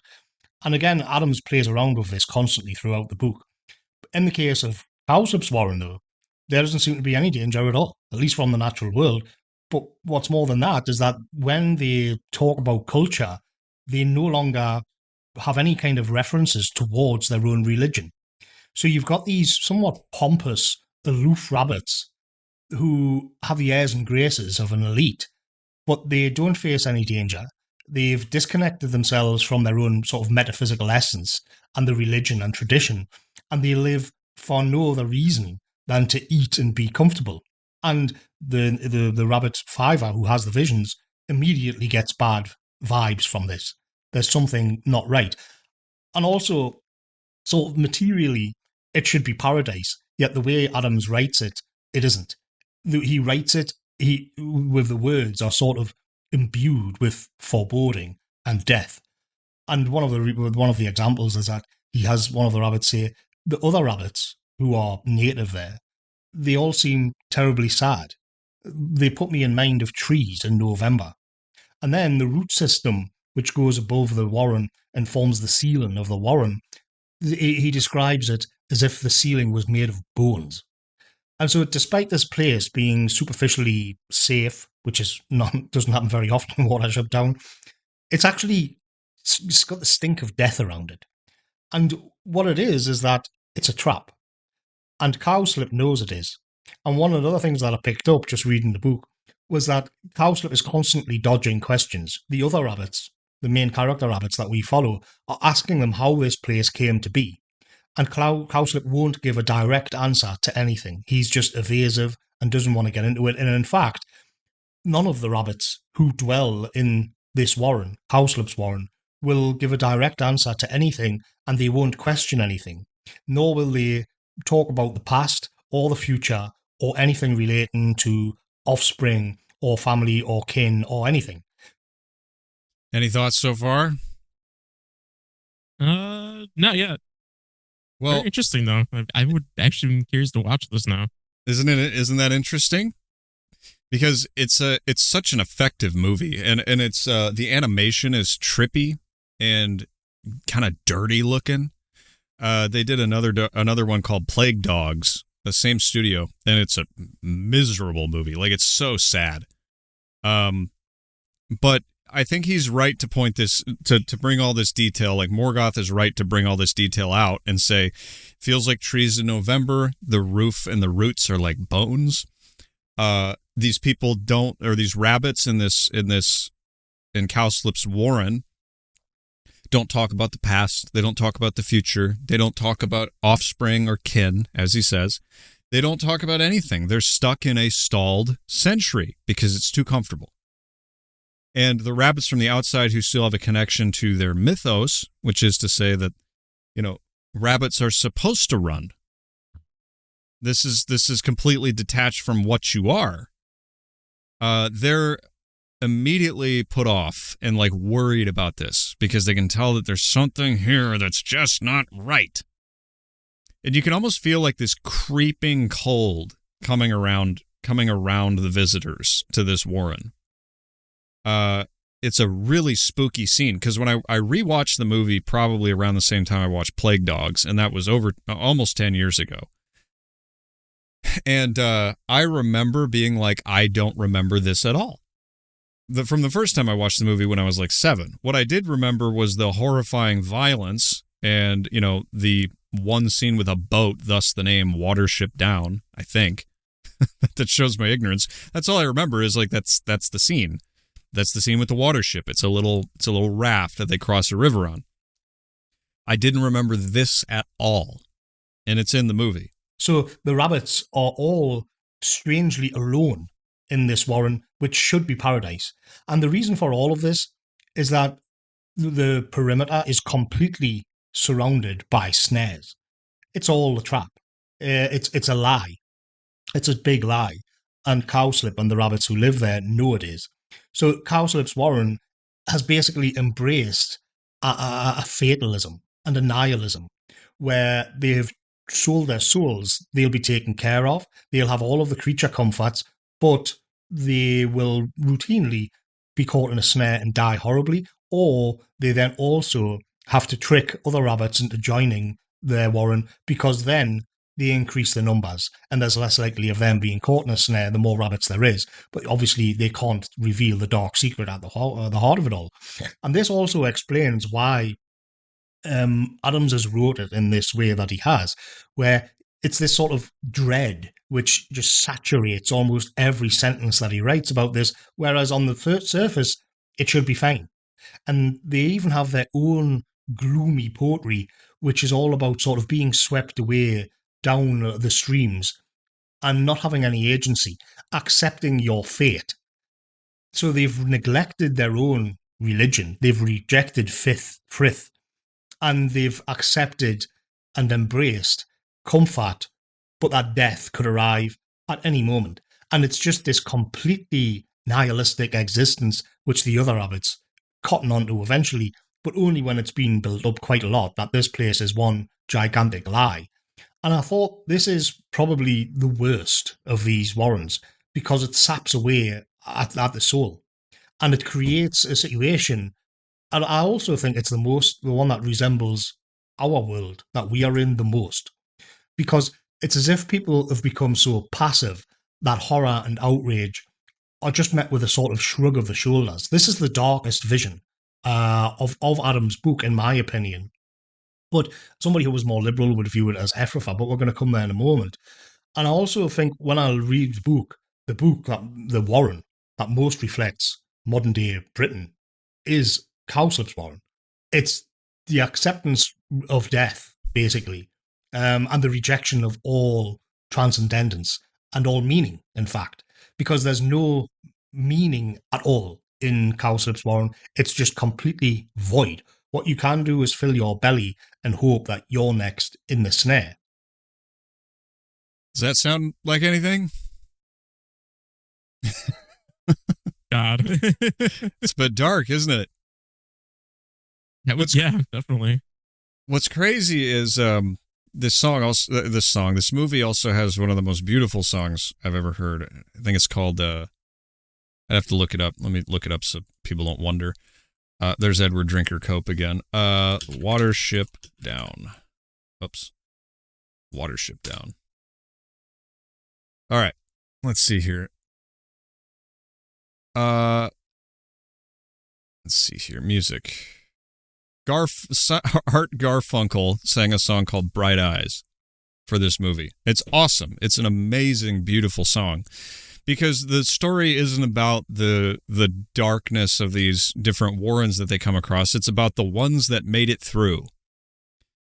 And it's amazing because when he starts talking about this one, it's almost as if this is a transitory thing, right? This isn't the villain. This isn't the worst thing. This isn't the darkness. There's this whole cast of evil things out there in the world, including, people and farmers who will shoot them and dogs that are going to chase them and other evil rabbits. But this one right here, this warren, this cowslips warren is freaking terrifying.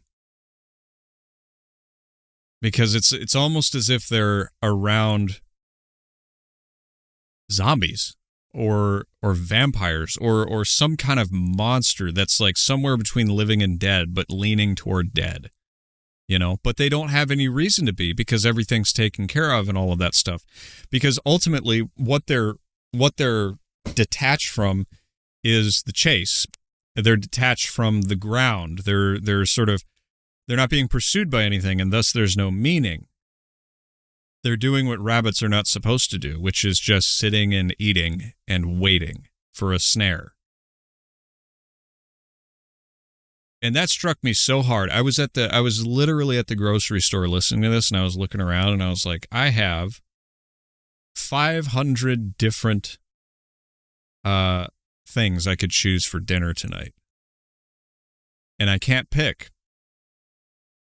It's what's gonna make my stomach hurt less. But I think about the times like when I was totally broke and I was just thankful I could get a freaking Burger King meal. And how there was almost more life in that than being sort of stuck in time in a place where everything is taken care of.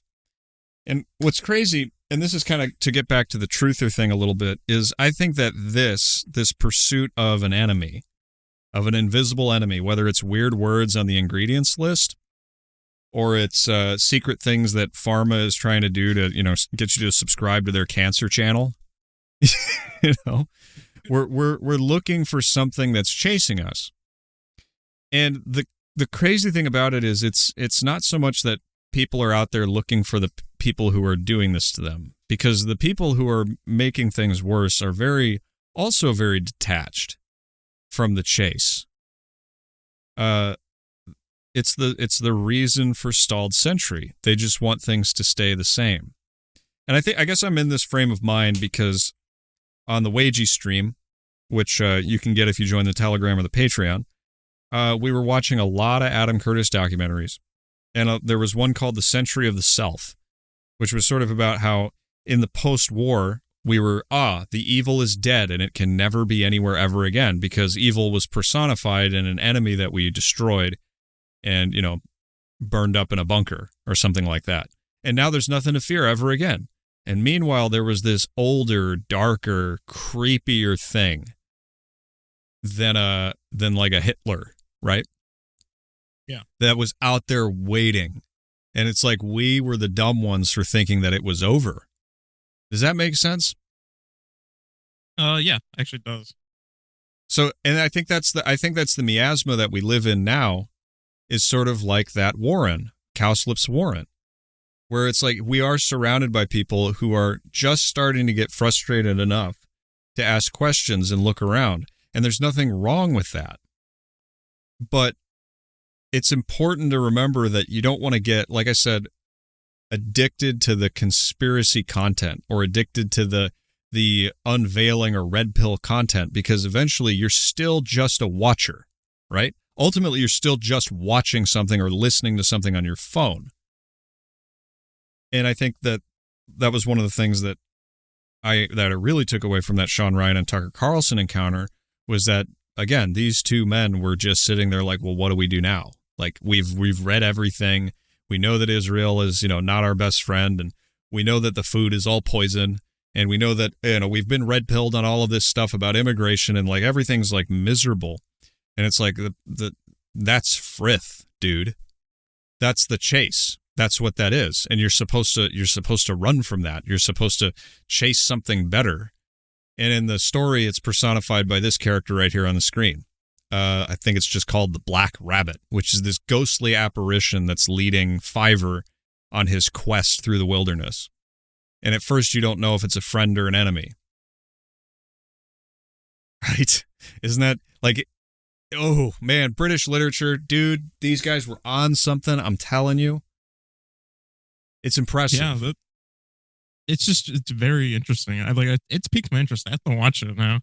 I know. Well, prepare to be traumatized, because it's like, it looks like a little movie about rabbits, and then all of a sudden they're just getting brained all over the place, and it's like, what the frick? Don't worry, Aaron. I've seen The Fox and the Hound. I think I can handle this. Yeah. Let me check our time real quick to see if we can go through any more of this, because I don't really want to. Yeah, so we are at 2 hours. I don't want to do more because I want you all to go and subscribe to Morgoth's review. Just for this video. Go like it, leave a comment. This is freaking great. Now, somebody posted here, and I'm going to scroll up so I can bring it in a little bit. The opening monologue from the movie. They play the basically foundational myth of the rabbits. And it's between Frith and the rabbit, who he feels is basically too powerful. So it goes like this. All the world will be your enemy, prince with 1,000 enemies. Whenever they catch you, they will kill you. But first they must catch you, digger, listener, runner, prince with the swift warning. Be cunning and full of tricks, and your people will never be destroyed. What it's saying is you better keep moving. That's interesting. Yeah. It's a beautiful book. And there's a lot of British literature that reads like this. Like one of them, another one that's sort of, I think, in the same vein, but definitely much less horrifying and existential, is The Wind in the Willows, which is oh man, who let me see who wrote that. Something Graham, Wind in the Willows. Kenneth Graham. I read this, and this is sort of the positive side of it. It's like this is what it feels like to simultaneously be free and also accept that you're being pursued, because you are. I mean, it's also about cute, cuddly animals and that sort of thing. But there's a lot of British literature that's just like this. And a lot of people are afraid to read it because the language is complicated or whatever, or like Watership Down is, haha, a super traumatizing movie that millennials all talk about. British literature is there's just so much body in it. It's really impressive. But ultimately, what I want to say is that, one, subscribe to Morgoth's review. And then the other thing is, if you can stomach it, watch the Sean Ryan and Tucker Carlson interview and see if you can see what I'm talking about. Where it's just, we're at the end of this. We know all there is to know. We've seen it. Or as Adam says, we've turned over every rock. Now what? And the now what ultimately is you have to do the things that you ain't supposed to do. You have to try things. You have to see if they work for you. Because this whole idea of like we can diagnose and there's a pill for that, or here's what I'm feeling like. I feel like chicken wings at the grocery store, or a frozen pizza or whatever. Like there's always an answer. There's always something that soothes you. But what's really going to give you meaning is that pursuit, because you were born for it. And I think there's a dark side to that where people go, yes, now I'm a warrior. And it's like, you're not. You're a rabbit. The pursuit is your meaning. And destroying evil is not your quest. And I think that's part of what this malaise is that we're all dealing with, is that, again, it's like we destroyed evil forever and nothing evil can ever exist again. We're done. We did it. We won. Our foundational myth is that we killed it. No, you didn't. No, you didn't. It's not over. You wish it was over. Maybe we had some good years in there, but it's not over. And guess what? That should fill you with life. It should fill you with energy. Because, thank God. Oh, thank God. We can do something now. We can find meaning again. So I have a clip to end on well, actually, we'll end on that section on a positive note, and then I have a funny one for you. Because I'm talking about British literature and I can't not play this for you. But here's an old guy talking about, what you should be doing. I thought it was nice. I think you should be ridiculously optimistic about your future. Everything that's in front of you, all the wonderful things that are coming your way. Just never forget you've got this one life to become everything you've ever dreamed about. You'll need to change. But that change can start today. I think you should be delusional in your dreams. Go after things that seem impossible, even when everyone you know thinks you're crazy. You just need to be permanently optimistic when you're thinking about your future. Just don't listen to those who tell you that you can't have what you want. Do not, under any circumstances, let them steal your dream. Don't give up on your dreams to fit in with them. Be alive. Be excited, inside and outside. The tragedy for many is that somewhere along the way they learn to settle with their lives. Do not be like them. I think you should dream bigger. Reach for the moon and the stars. The higher you aim, the farther you will go. You'll be scared. But being scared is being alive. This one fantastic life we have is our one chance to be ridiculous. Go for it. Being afraid is being alive. Now, on that note, do you want to see what true fear is? Oh, God. I can't wait to see what true fear is. It's another iFunny post, and I found it late last night, and I couldn't help but play it because somebody finally did it. Somebody made an AI voice of the guy who narrated that hideous strength, who was also the Breton in Oblivion. This is about the first NPC to notice quick saving. Let me make sure the sound's on here. All right, here we go. Yo, anybody got a septum for your boy? Save successful. What the hell kind of spell is that? Well, anyways, you got any septums? Wait. Oh, fuck. Help! Help! We got ourselves a burglar. He got no septums and now he's stealing. Stop! You violated the law. Your stolen goods are now. Save successful. What the hell kind of... Wait, didn't I say that already? Stop! Save successful. Okay, now I know I've said that before. Fuck, why the hell does my face hurt? Say, holy shit, please, it hurts. Help! Fuck you.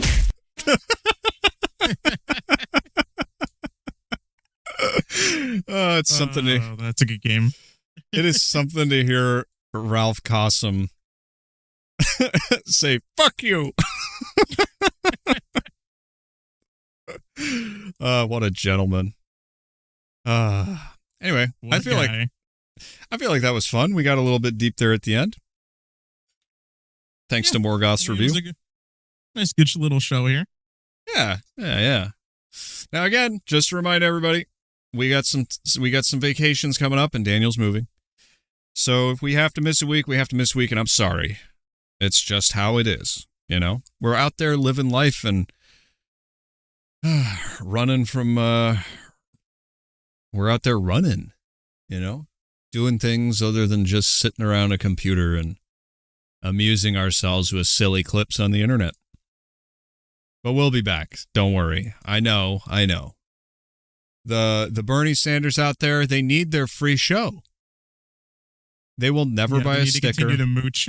They will never buy a sticker. They will never hit like. They will never hit share. They will never drink sport drink. But you and me, we are free.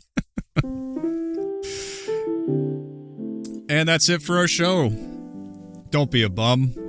Help us out a little bit. At least help with the upkeep. We're glad you could join us on this episode of the Clowntown Chronicle. And we hope you have a wonderful week. We'll be maybe a little bit more inconsistent, but I can tell you for sure, the streams with Newsfist will not stop. Join us on Thursday nights for Clown-Based Lifeforms. It is a crazy, crazy show. Just me and Newsfist laughing at things on the internet like this, but probably a little bit edgier than Clowntown Chronicle, if I'm being honest. And that's the way we like it. We like variety, don't we, Daniel? Oh, we love it here. The variety. That's right. We love it here. And we love you. Have a great week, everybody. We'll see you next time on the Clowntown Chronicle. Goodbye! It's gonna be a good week, but today is just Monday. The circus will go on as long as we're around. The clowns have packed up their cars and they're all turned around. For now we must be on our way till our meeting next far away. And we are very deep into that. And we'll miss you, but we'll see you next Monday. Atomics!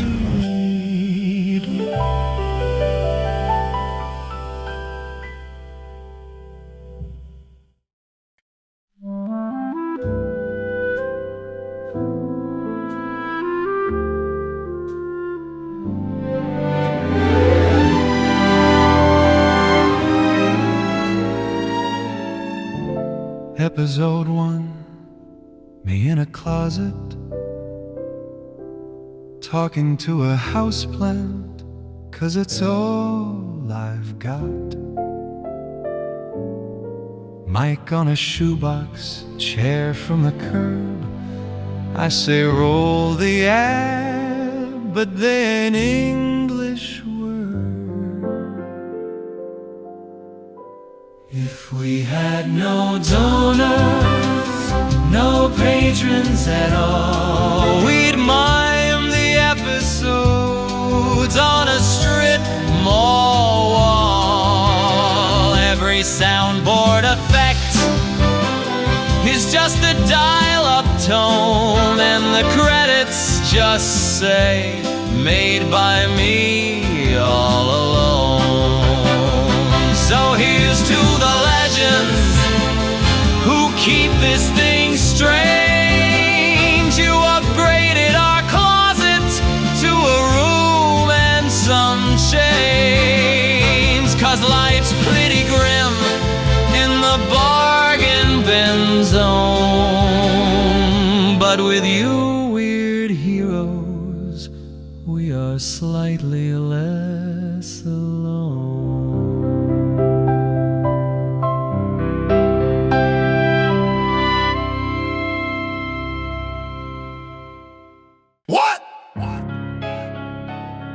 What? Y'all clowns still talking?